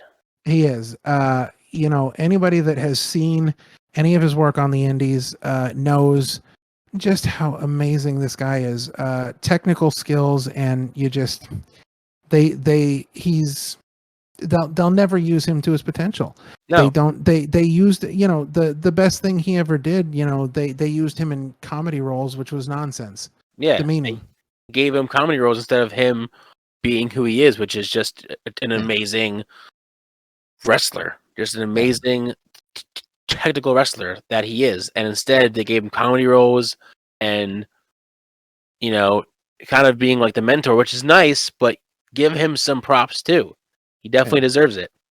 So he just barely missed the top 5, and he is very akin to 2 wrestlers that I did add to my top 5. So we're going to start off with my number 5, and my number 5 is a guy who, again, very similar to Dolph Ziggler, had flashes of greatness, but I think it is an absolute 100% shame that this guy never held a world title, will never hold a world title. But an absolute talent, and my number 5 is Shelton Benjamin. Oh my god, the gold standard. The gold, like And they gave him the IC belt, which was nice, but mhm, man, he is such a talent, and for that era, he could have been such a rising star. Instead, they gave him a short push with the IC route. He was with he was with Angle and Haas with Team Angle, which could have been Team even Angle was better. amazing. Yeah, they were Oh, amazing, but they were so short lived. so yeah, it's such a shame there. And if you look at before Money in the Bank became its own pay-per-view, this guy was the star of every Money in the Bank. Nobody ever participated in a Money in the Bank ladder match that did it better than him. This man should have been world champion. It'll never happen. It never happened. And it is an absolute shame, because this guy, we always talk about generational talents. We talk about guys that are once in a lifetime. Shelton Benjamin is there. And there is just something that WWE does not see in him. They do not want to push him. But it is an absolute shame. Do you in my remember eyes. during the pandemic, the weird interview stare off into the distance, Shelton Benjamin, that made no sense? I don't know if I remember that. Yeah, so there was a time during COVID when they didn't know what they were doing because there was no fans, Mhm. where they would try and interview Shelton Benjamin backstage. He would stare off into the distance, kind of look confused and just walk off. Hmm. They did that for That like a doesn't month. surprise me. They did that for I want to say a month, and then just Hmm. gave up and just gave it up. I was like, what was the point of that? Yeah. It's Shelton Benjamin. Give him a match in the ring. He's so much better than that. Yeah. I mean, just a phenomenal talent that has been consistently wasted over the years. There Great pick. a huge missed opportunity. All right, so moving into my number 4, again, this is a guy who very much like Shelton Benjamin had a great Intercontinental Championship run, and this guy did things both in and out of the ring. I think that really proved that he was a talent that, again, you only see come along once in a great while. This is a guy who eventually had himself a comeback, was a phenomenal talent, looked so good in his comeback that people would have not expected from him. And a guy that, of course, we lost way too soon. Just too many things about him that didn't, things that just destroyed his career. But a guy that should have been world champion that never was. And we're talking about Mr. Perfect. Oh, another great pick. Mr. Perfect was what his name was. He was Mr. Perfect, and yet he didn't have any crazy runs with the belts. He had an IC run, like you said, but he deserved multiple world reigns the world over, and they just didn't see that. I guess they just saw him as in like the top main event scene, but just not a champion. Yeah. So Mr. Perfect was technically sound in the ring, could pretty much hang with anybody.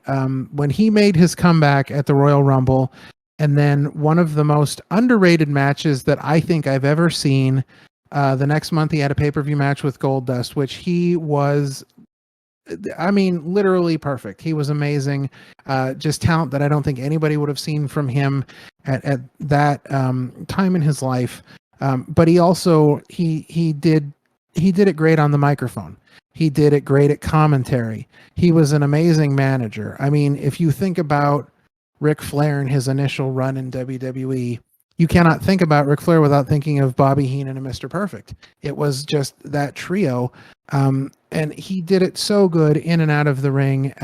Again, just for terrible circumstances, we lost him too soon. And just a guy who was, an Intercontinental Champion at the time when the Intercontinental Champion was not only considered the Workers' Champion, but was considered, a second only to the World Champion. And he never got that opportunity, and he should have. He was wrestling at a time where, you had this upper echelon of a handful of guys, and if you weren't one of them, you were just a supporting character. So yeah. I think, again, there could have been so much more for him.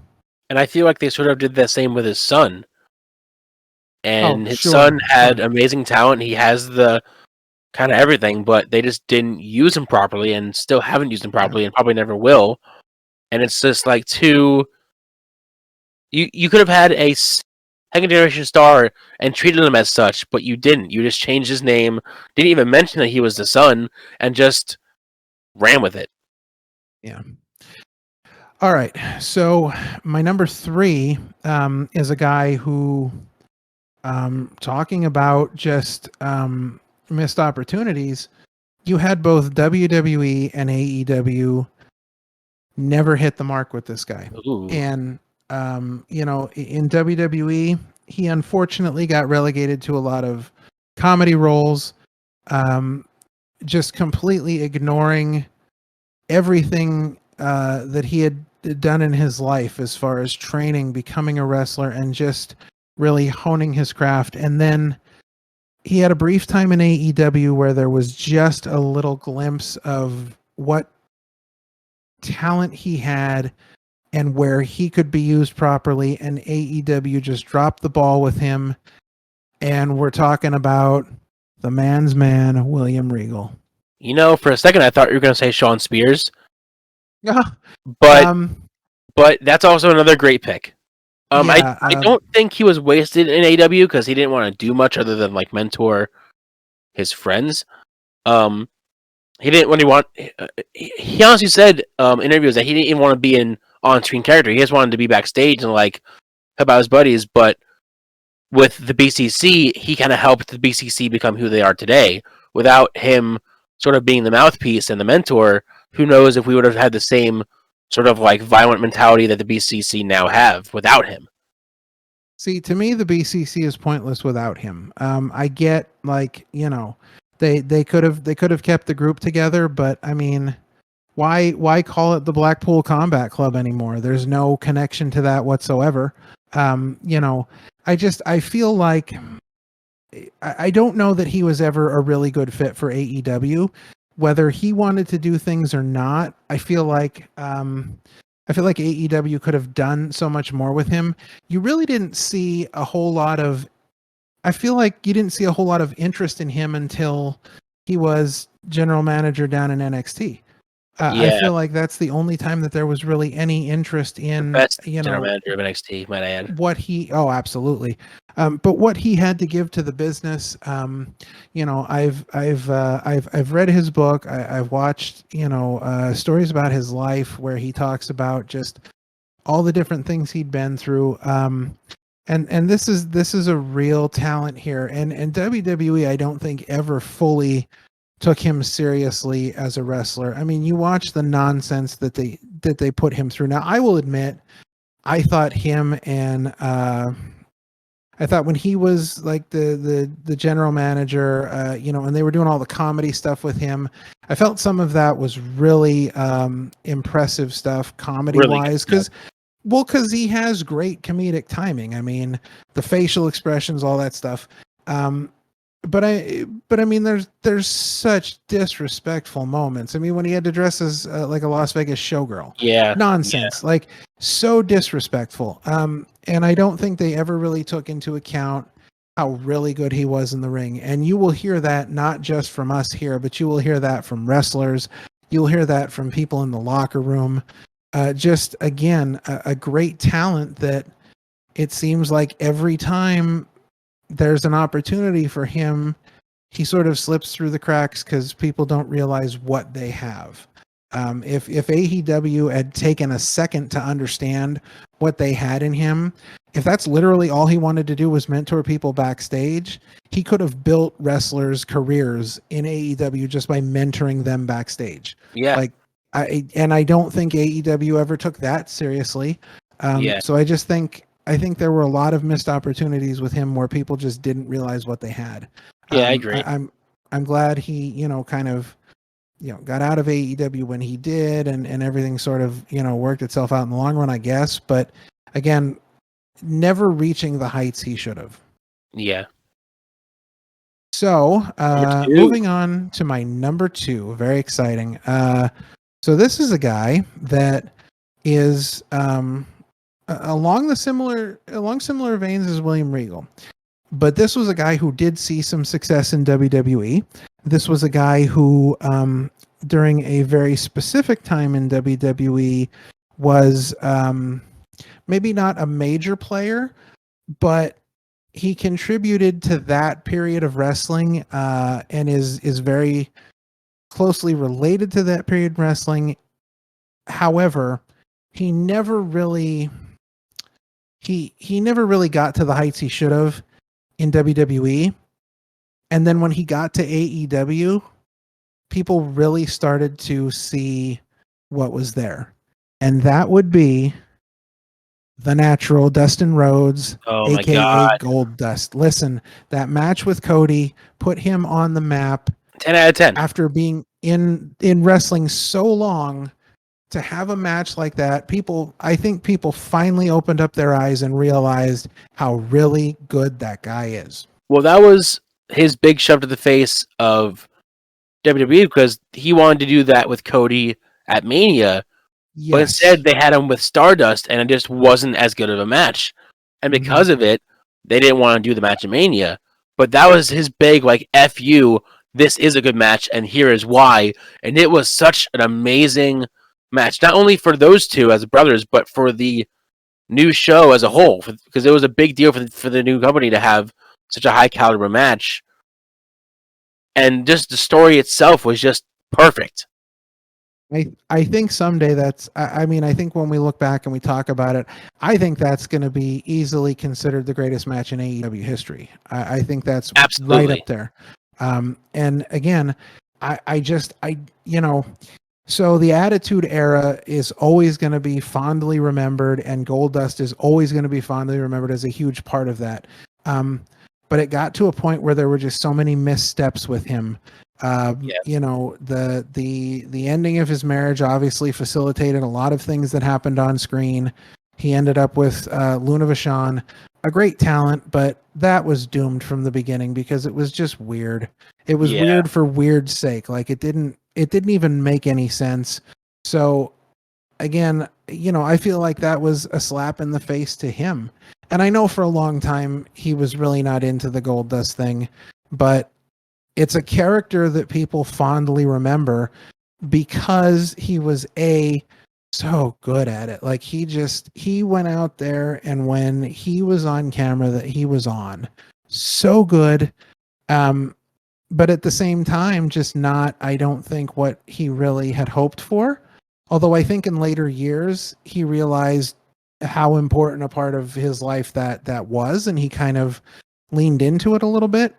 You know, was not so maybe resentful of the Goldust character, but overall, I think the heights that he saw in AEW really opened up a lot of people's eyes because he was, I mean, he did not just hang with Cody in that match.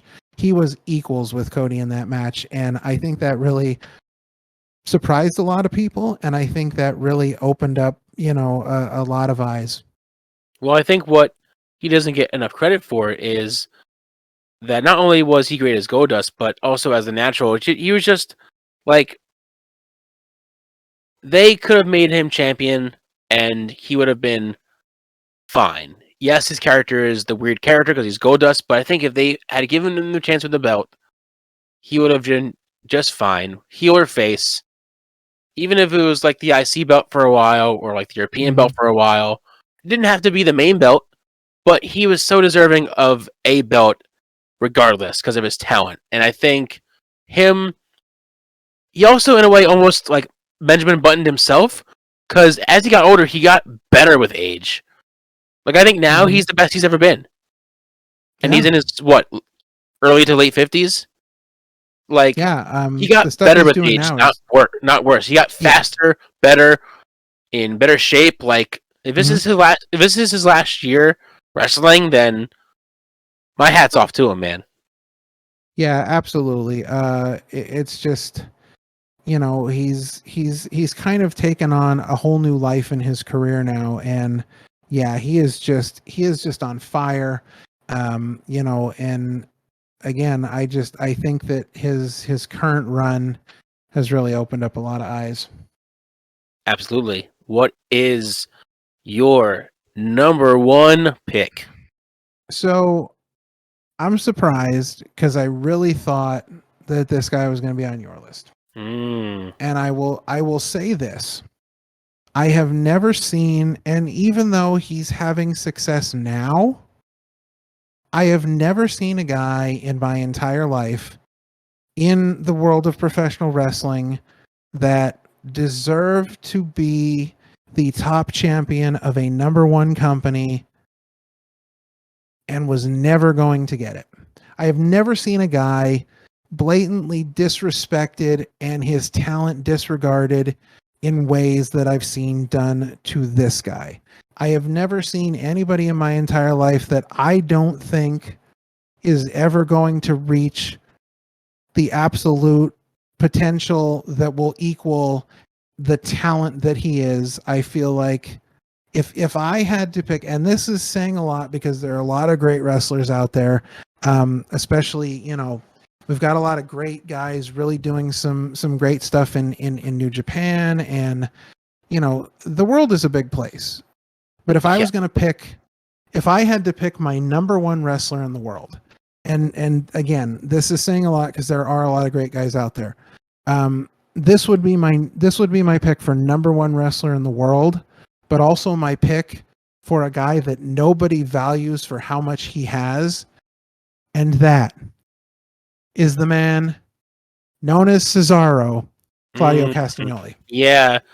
I do not believe that guy has ever gotten enough credit for the No, absolute talent that he is, and he never I will. agree with He will you not get 100%. the credit.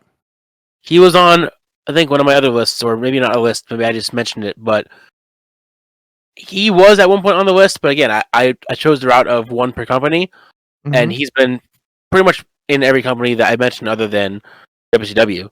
Mhm. But yeah, no, he's just someone that WWE could have done so much good with and strapped a rocket to him and sent him to the moon. Instead, it was just one missed opportunity after another with him. And even though Mhm. he did have some memorable runs as US champ and as tag team champs, like with the Bar, it wasn't his full potential, and he could have done so much more than they gave him. Now, he's ROH champ now, which he totally deserves. I hope that he has a long run with that, and that will kind of bring him back on the map of one of the best. But being in WWE, it was just missed opportunity after missed opportunity with him. So the fans saw it. The fans were behind him. I Oh, mean, we the knew. whole the Cesaro section. Come on, like Yeah, that exactly. was that. There was this groundswell to try and get him somewhere, and then they did like nonsensical things like him. Like it made sense that he won the Andre the Giant Battle Royal Memorial Battle Royal because that meant nothing to anybody. Yeah, So that made sense.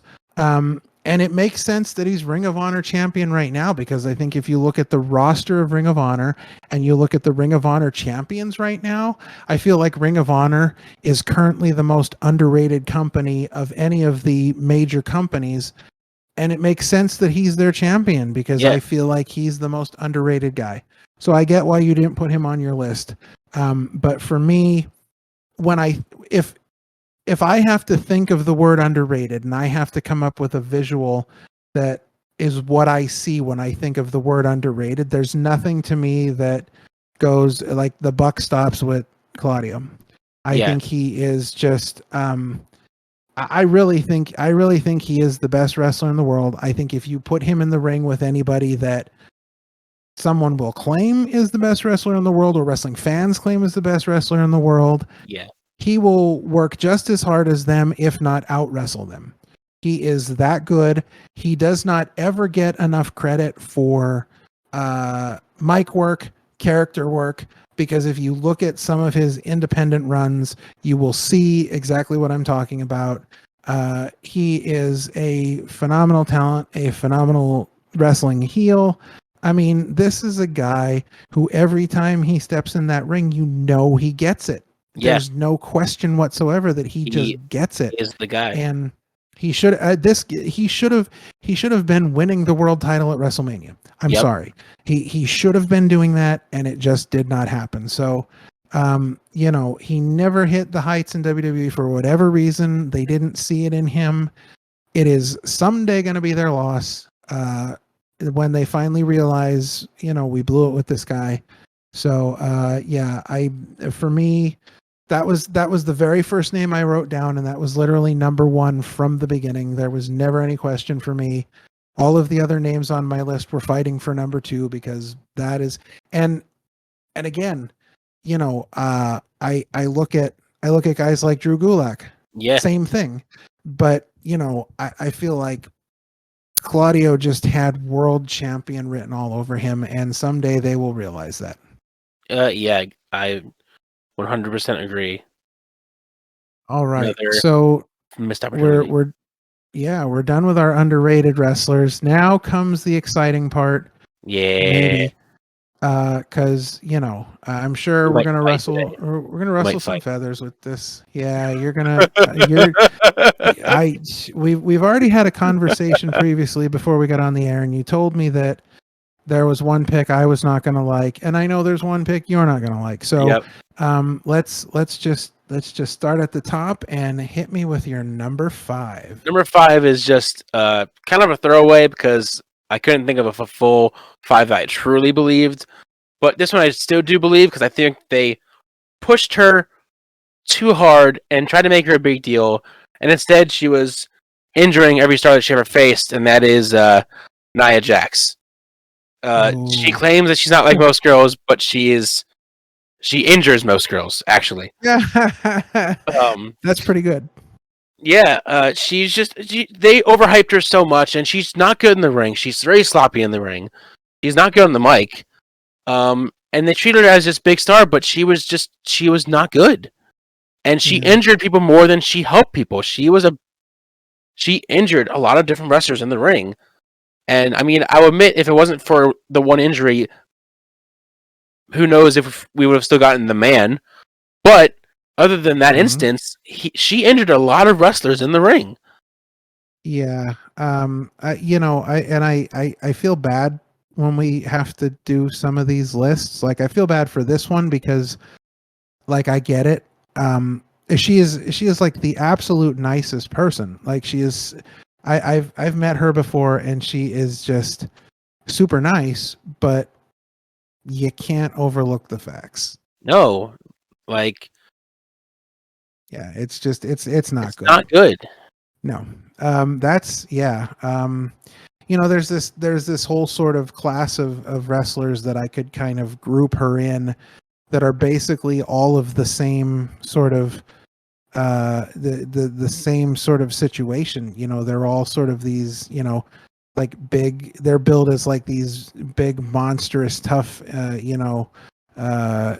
unbeatable women, and there's just when you get past the look, there's nothing there. There's no substance. They just and it's a shame, but that's a really good pick. Not one I would have thought of, but again, a great pick. Yeah. So that would just bring me to my actual, I guess you can say my top 4 that I truly like. Yeah. Believe. Number 4, I believe, was WWE's attempt on Goldberg after Goldberg left, and it failed horribly, and that's Ryback. Oh man, how did I forget about Ryback? They tried to make him their version of Goldberg.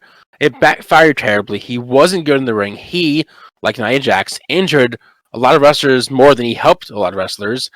And most of his matches, kind of like Goldberg, were squash matches. So you didn't know whether there was actual talent in there or not. Like, I got the whole "Feed Me More." That was a cool little fan chant you can do. But other than that, there was no ring substance. There was no character. He wasn't really great on the mic either. He would only say "Feed me more" over and over again, ad nauseum. Like, I just never got why they treated him like such a big star when, in my eyes, he wasn't that big. They literally should have kept him as Skip Shetfield, the corn-fed meathead. Yeah, I do remember that. In NXT, I remember that. Yeah. That should have been. They should have kept him at that. Yeah, I think he also wins the award for worst Twitter account of all time. Oh my god! See that? It's crazy, man. He's delusional. It's if crazy. If you want to read nonsense, take some time and read Ryback's Twitter, because he is just it's unbelievable. He's delusional to no end. I think he believes in himself as much as Warrior believed in himself back in the day. Ooh, that's a good comparison. Yeah. I don't know how a guy could not. I don't know. He even changed his name, like Warrior changed his name. He changed his name legally to Ryback. Yeah, that's pretty sad. Like Warrior changed his name to Warrior. Yeah, that's pretty sad. Well, that's a good number 4. I would have. Oh man, that's 2 I completely forgot about. I am very upset with myself now. I mean, I have my own list, but I'm still upset that like I forgot about those 2. Wow. All right, very good. Yep. Number 3. We're gonna go back a ways a little bit further, but call him what you want. Call him Sid Vicious. Call him Psycho Sid. But either way, this guy is almost a textbook on how stupidity can ruin a career. In some ways, you can cut him some slack because it's clear from his track record that not only was the guy a terrible wrestler, but the guy just wasn't all that bright.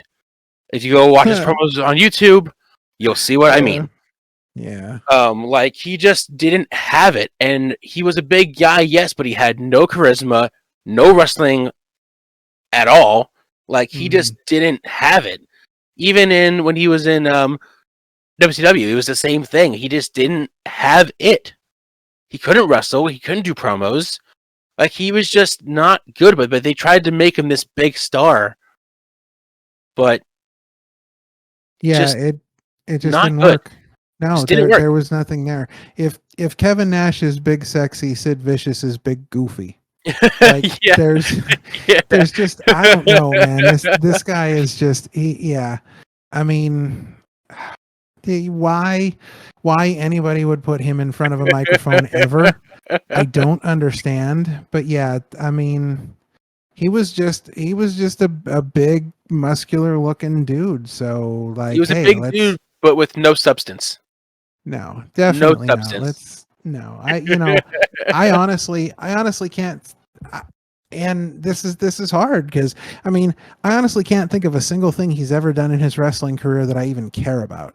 Yeah, Not that a was like single important. thing. Yeah. Yeah, nothing. So that was a good pick. Sid That's Vicious, three man. that I didn't think of. Yeah. All right. This is the one that you might not like. I'm going to put it at number 2 because I'm going to save my number 1 for number 1. But my number 2 is, listen, it's blasphemy to even say that he should even be on this list, given that he's both the greatest face and the biggest draw in the history of the company, in the business. However, it's also not debatable that you can count the number of good matches he ever worked on on both hands. And that, my friends, is Hulk Hogan. Okay, let me just say, because you prefaced this with a big, I thought you were going to say somebody else as you were getting closer to saying it. I started thinking of that, but go ahead. You can overlook the fact that Hogan wasn't a good worker. However, his biggest sin in it is that for all the wrestling industry did for Hogan, he never gave back to the business. That made him rich and famous. Especially during his NWO days when Hogan said he was bigger than the business. He wasn't just cutting a promo, he actually believed it. He could have made dozens of wrestlers by putting other guys over like Flair or HBK have, but he just didn't. Mm-hmm. He was in it for himself and the money, and he thought that he was the big guy. Even later on in his career, he thought he was the biggest draw and he didn't need to lose.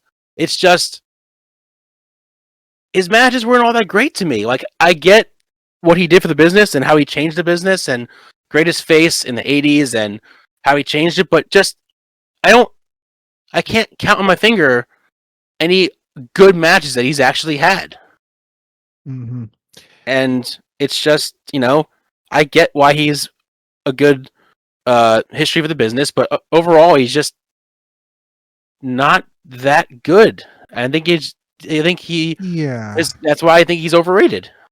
Yeah, I mean, for everything that Hulk Hogan did for the business, for everything that, like, he was, the face of the real, sort of resurgence of professional wrestling and the big boom, and I mean, there's a guy writing a book about WrestleMania 3 and how WrestleMania 3 was this huge turnaround and this changing point for the entire wrestling business. And a lot of that is based on Hogan and Andre, because I mean, let's be honest, there were a lot of people at that event, and probably with the exception of maybe two of them, they were all there to see Hogan and Andre. Yeah. However, if you have a guy, and this is the tough part, because most of the big moments in wrestling that really legitimately changed the business in very measurable ways revolve around him. So it's very hard to talk about him in this manner. But when you have a guy who has something called the 5 moves of doom named after him, because he only has only had 5 moves. Yeah, listen, it is hard to really look and see, and here's the problem. Like, okay, it's hard to look and see and find really good Hulk Hogan matches. However, the version of Hulk Hogan that we saw on TV didn't really show off his talent. And I think a lot of this had to do with the way wrestling was at the time, the way Vince was booking wrestling. The fact that by the time he got to WCW, nobody wants to talk about the fact that even though he was the leader of the NWO, he was still of a considerable age and was not the Hulk Hogan that he was in the 80s. But if you watch some of Hulk Hogan's matches from Japan, things that we never got to see on TV here. You're going to see a different Hogan. Not to say that Hogan is a spectacular wrestler, but Hogan is much better than we got to see. So it's a real shame that we have to talk about him in this manner, but it's also kind of appropriate to put him on this list for a lot of reasons. Like I was saying, I'm not totally knocking on him. He did change the business. He did change it when he was the Real American. He changed it when he turned heel for the first time, and that crowd went ballistic. He's had great moments, but I think overall to call him like one of the greatest to me is just, I think that's overrated to me, because he's had, again, he for the most part he only cared for himself, and even in his later years when he came back in 2002, he wasn't putting many wrestlers over. He was putting himself over. They even gave him a run with the belt in 2002. Yeah, he didn't need that run. He didn't need it. No. I think, and it's interesting here because, again, I think when we have this conversation, we have to remember we're talking about overrated and underrated wrestlers. We're not talking about people that we're not talking about like Hulk Hogan's ability to connect with the fans or sell tickets, or the fact that he was the face that moved this business into what it is today. Now, we obviously know that Hulk Hogan was a collaboration and a creation between him and Vince McMahon, and there were a whole lot of people involved in it. It wasn't just all Hulk Hogan, but when you look at the actual wrestler, you gotta put him up there. Yeah. Awesome. So, all right, what else? What do you got? My number one kind of goes against my fandom growing up, but looking back as an adult, I see things differently. And in my eyes, no wrestler ever received a bigger push without paying any dues in the business than Bill Goldberg. He was the biggest star in WCW for a few years, and he was a great face who could pack 30,000 fans into the Georgia Dome. But his problem is twofold. First, he had almost no charisma or mic skills. And second, he had almost no wrestling skills. Mm-hmm. He was built by Eric Bischoff as an unstoppable monster who won squash match after squash match after squash match. However, once he was booked to start losing matches, his gimmick was gone, and he didn't have the charisma or wrestling skills to get over any other way. Because he wasn't built, he wasn't trained properly. He only had, like Cena or Hogan, 5 moves of doom. Really, it's only 2, the spear and the jackhammer. Yeah. There was a match that I remember seeing that proved that. It was William Regal versus Goldberg. And it was supposed to be this 20-minute match. And Regal just kind of showed Goldberg up that he had no wrestling skills. Mm-hmm. And I was a huge fan of him growing up. But looking back on it now, he only did 2 moves.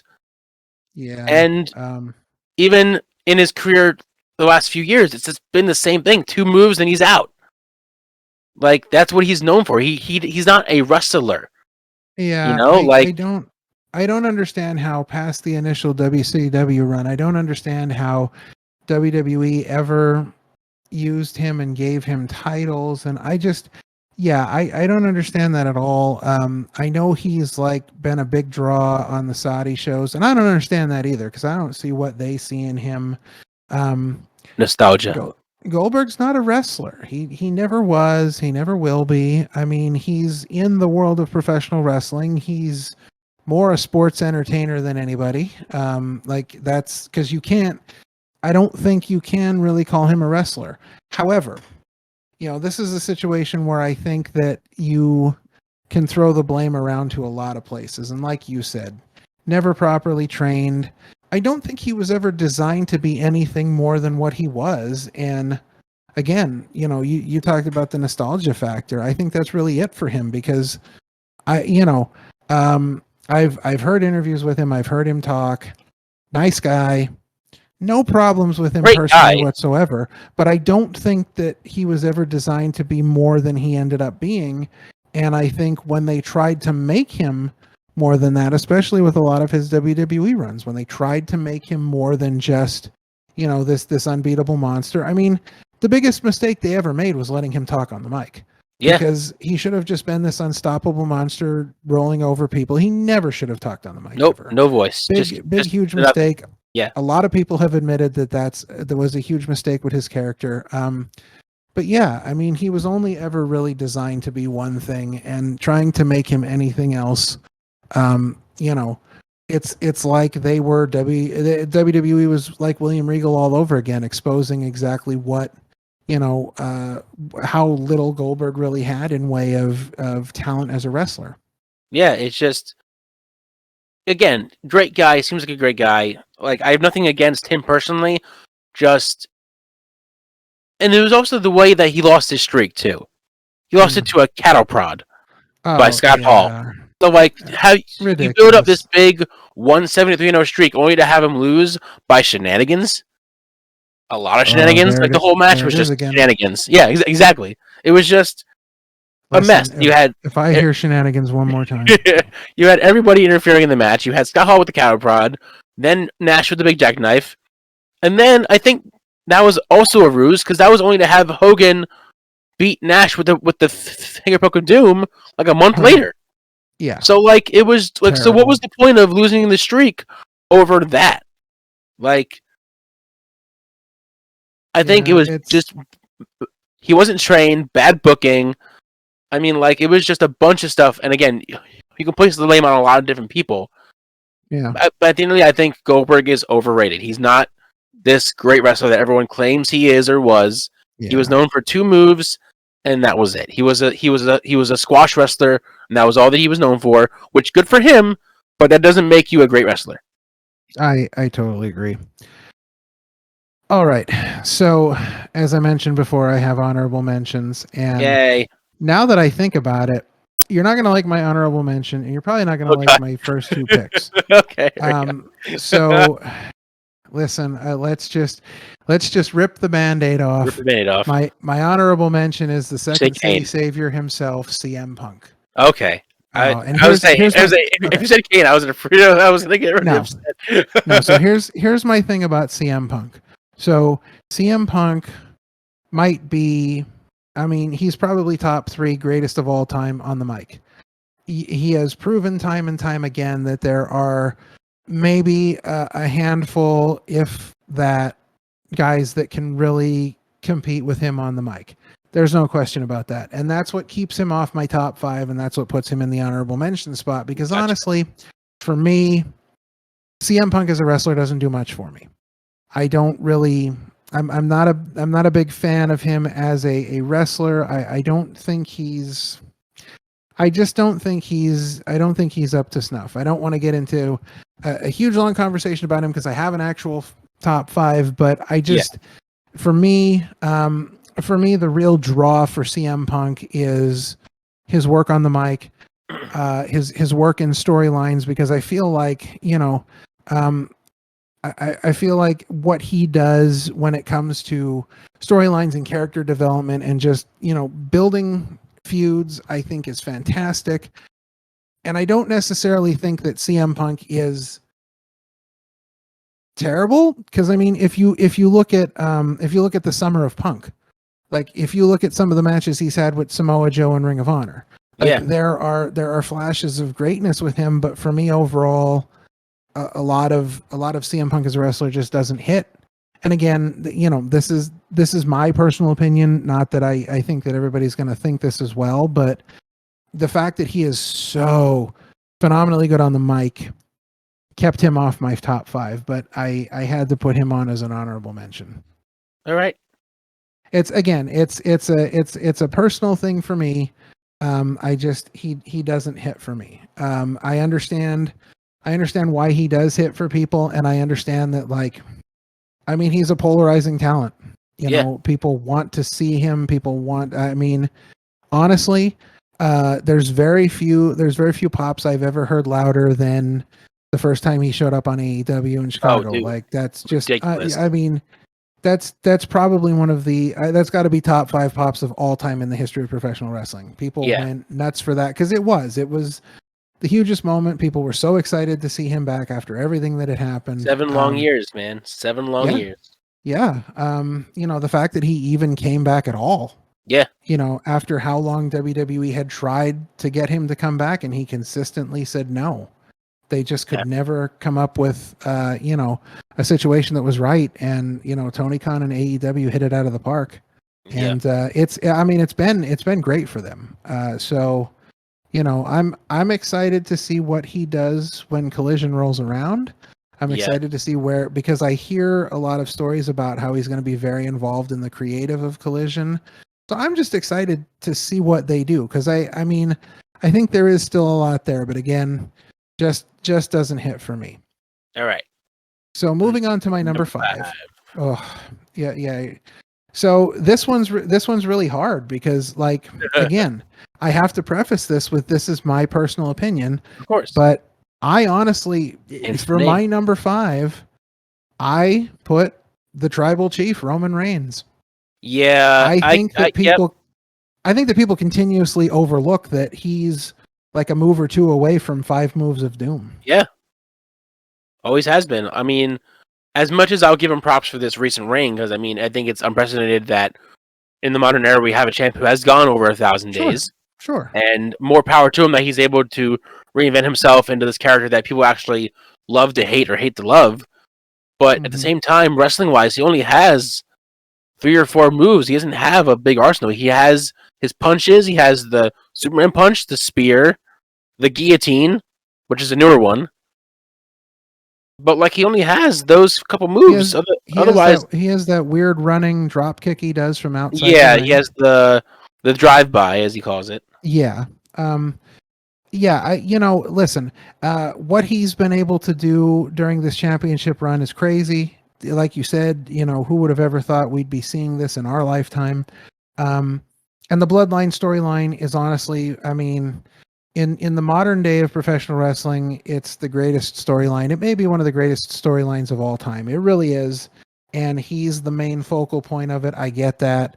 Like, I get all of that. And I understand that. I understand people, are really interested in him, what he's doing. I get all of that. And I give the guy all the credit in the world. He overcame cancer to do what he's doing. The fact that he's able to get in the ring at all and do what he does is a big deal. I would never take that away from anybody. I would never knock anybody for that. But for me, I put Roman Reigns in the same sort of vein that I put Bianca Belair. Not that I think Bianca Belair is untalented, but the character to me is stale. I'm done with it. I see the same thing over and over again. I mean, we're getting to the point with the Bloodline storyline where I think what happened at Night of Champions had to happen, because how many more times can we watch, the Usos screwed up again and Roman's mad at them, and like, how many more times can we watch that? I get it.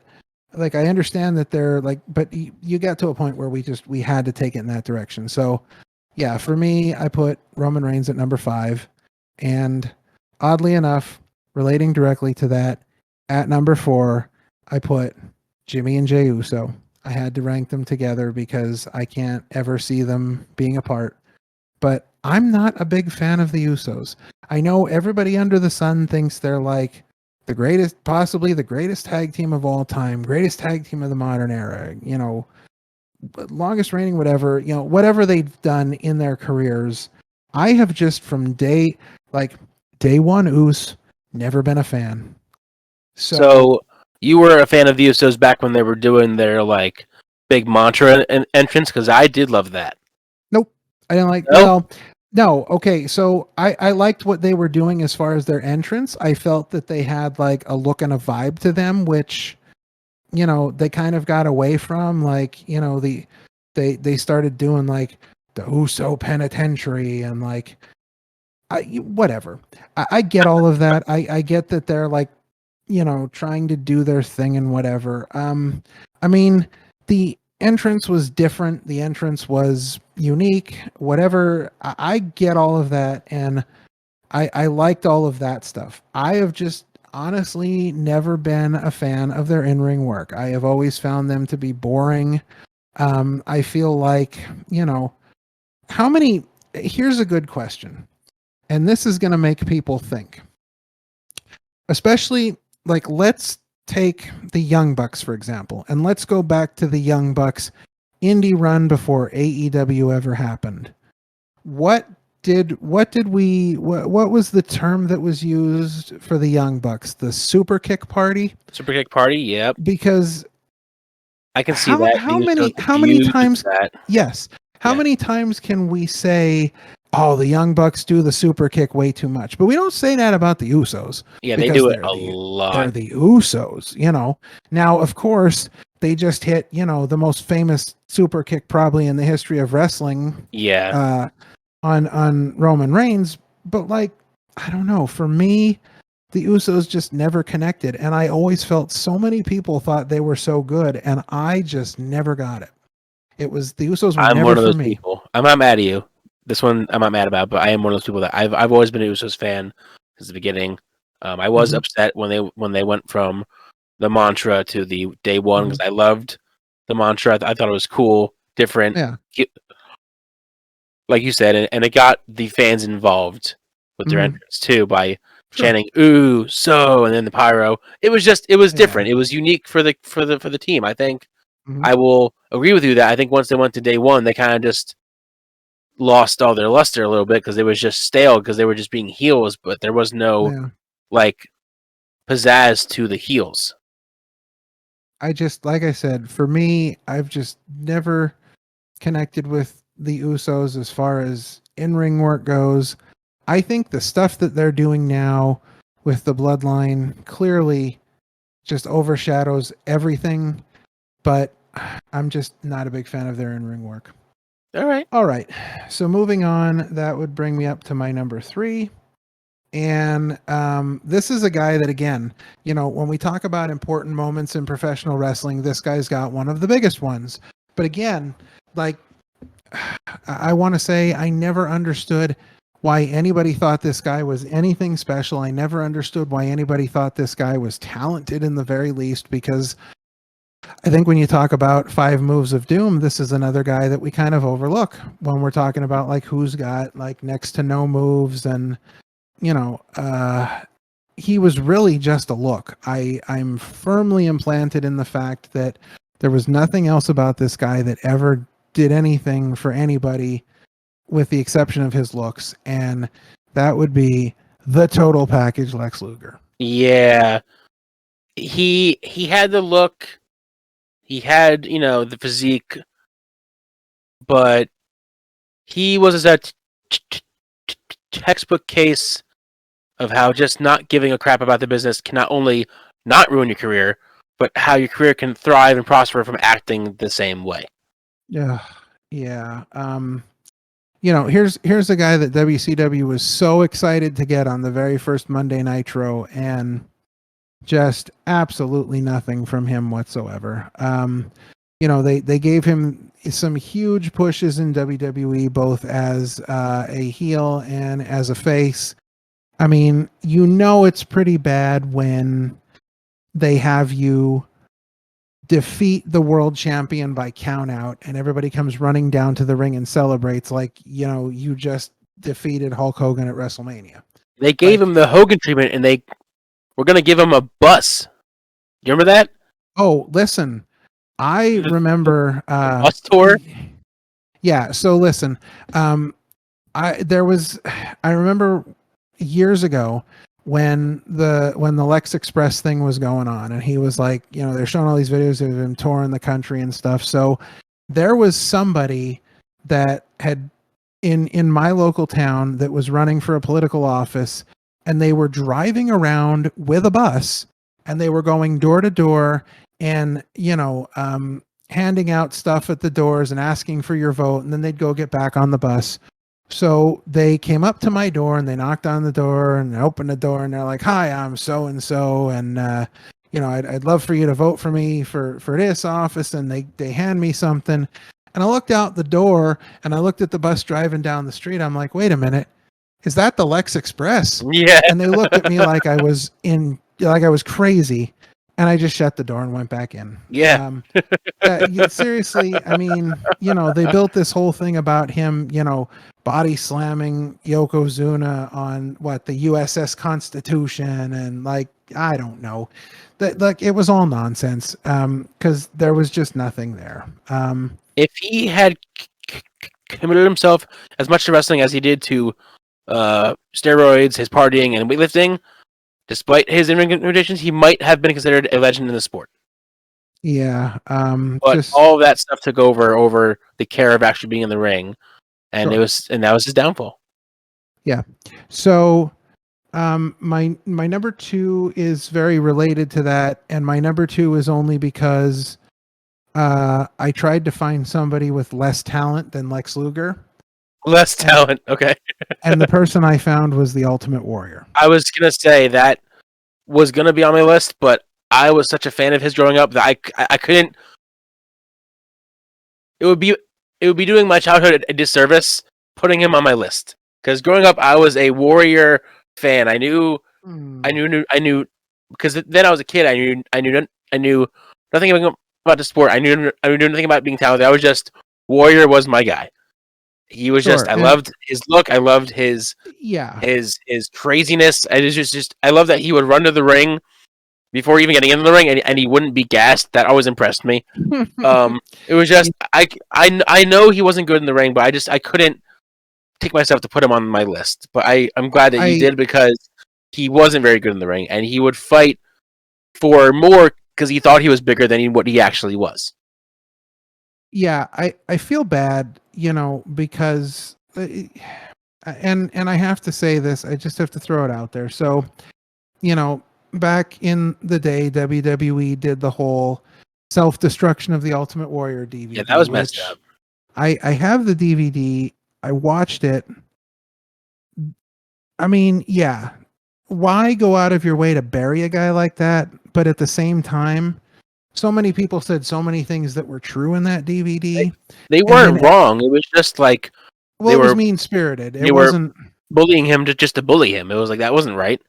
Yeah, but a lot of the things they said weren't wrong, and then everybody kind of backpedaled their thoughts on him, unfortunately, when he passed away. And obviously he reconciled with WWE and things were good.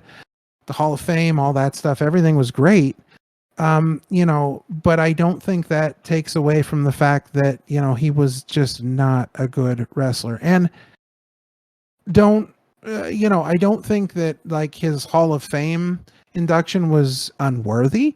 I think that, when you look at the history of WWE, I mean, here's a guy who was in the first WrestleMania main event that was good guy versus good guy, the first WrestleMania main event that was title versus title. I mean, that is so iconic that you can't overlook what a big part of the business he was. So he had a Hall of Fame career despite being just not a great wrestler. Well, I think like in the same vein as Hogan, he was a great he had a lot of moments and he did a lot for the business in terms of like the history of the business.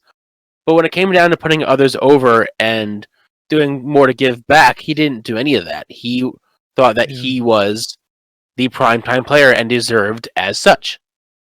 Yeah, I agree. I mean, again, charismatic, connected with the fans, great personality for wrestling, but just not a good wrestler. So then, again, in going with my list here, so I picked the Ultimate Warrior because I had to find somebody that I thought was less talented than Lex Luger. So then I had to pick my number one because I had to find somebody who was less talented than the Ultimate Warrior, who was less talented than Lex Luger. So I had to pick for my number one Goldberg. There's no other way to say it. There's no other way to say it. I mean, I would, there's, I can't think of a single wrestler that I would put, over him on a list of overrated wrestlers. Cause there's just, I mean, again, you want to talk about a charismatic entity that connected with the fans and, was a larger than life superstar that just had a lower than expected work rate. Yeah, and he was the one who arguably cost Bret Hart his career because of his lack of wrestling skills. Yes. So many things that you could just, I mean, the guy punched out a window on Nitro and almost bled to death. Yep. I mean, come on. Okay. And again, I'll say this. I listened to I watched his show with Stone Cold Steve Austin on the network. Again, I think he's a great guy. I don't ever have an issue with him. I mean, listen, I owned a Bill Goldberg t-shirt, and the only reason I owned a Bill Goldberg t-shirt is because my mom told a friend of hers that I was a big fan of Stone Cold Steve Austin, and she was at a thrift shop and saw a Bill Goldberg t-shirt and thought it was Stone Cold Steve Austin and bought it for me, and I didn't have the heart to Nice. tell her it wasn't Stone Cold Steve Austin. But Yeah. nonetheless, there are so many things about Goldberg's career, and just he is so unwrestler like. There's no other way I can describe it.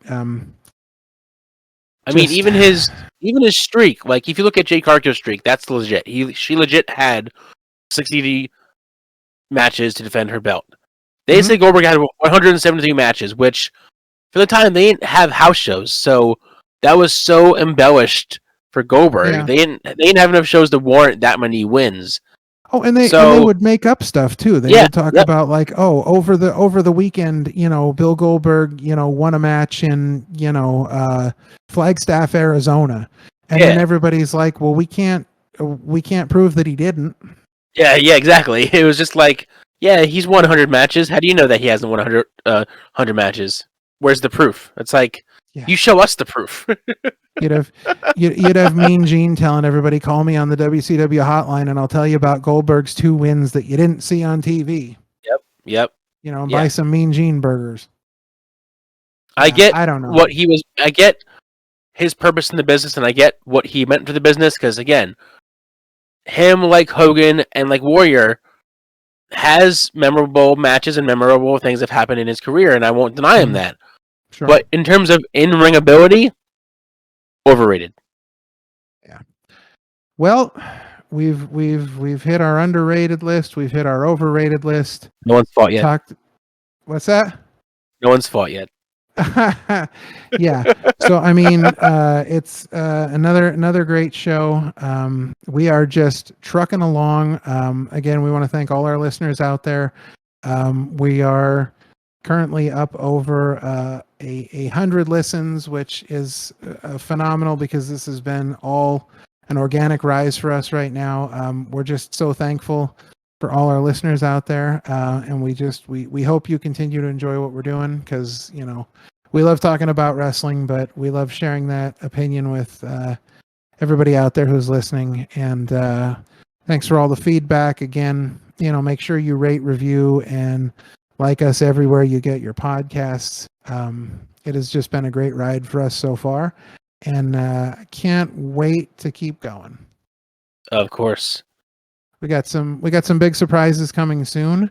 So just make sure you're following us on social media. We're everywhere at Mancast Network. So we got some big surprise announcements coming up soon. So just keep a lookout for that. And Sean, another great show, another home run. So thanks again for being here and sharing your opinion. Yeah, it's been a lot of fun. So guys, we will see you next week. Yes. Where can they find you at, Ralph? Oh, well, I'm on Twitter at RealRalph316. Please share your opinions, talk to me, send me messages, tweet me, do the whole 9 yards. I'd love to hear from listeners. And you can find me. Where can they find you? At Parmacheezel on Twitter and on Instagram, and then on all the things. Again, reach out to us. Let us know what you think. Give us your opinions. Give us your thoughts. We'd love to hear from you guys. Thank you for listening. We appreciate it. Yeah, absolutely. We are find us on the things. I like that. All the things. On the things. All the things. All right. So we'll catch you guys next week, and just enjoy the week of wrestling and beyond.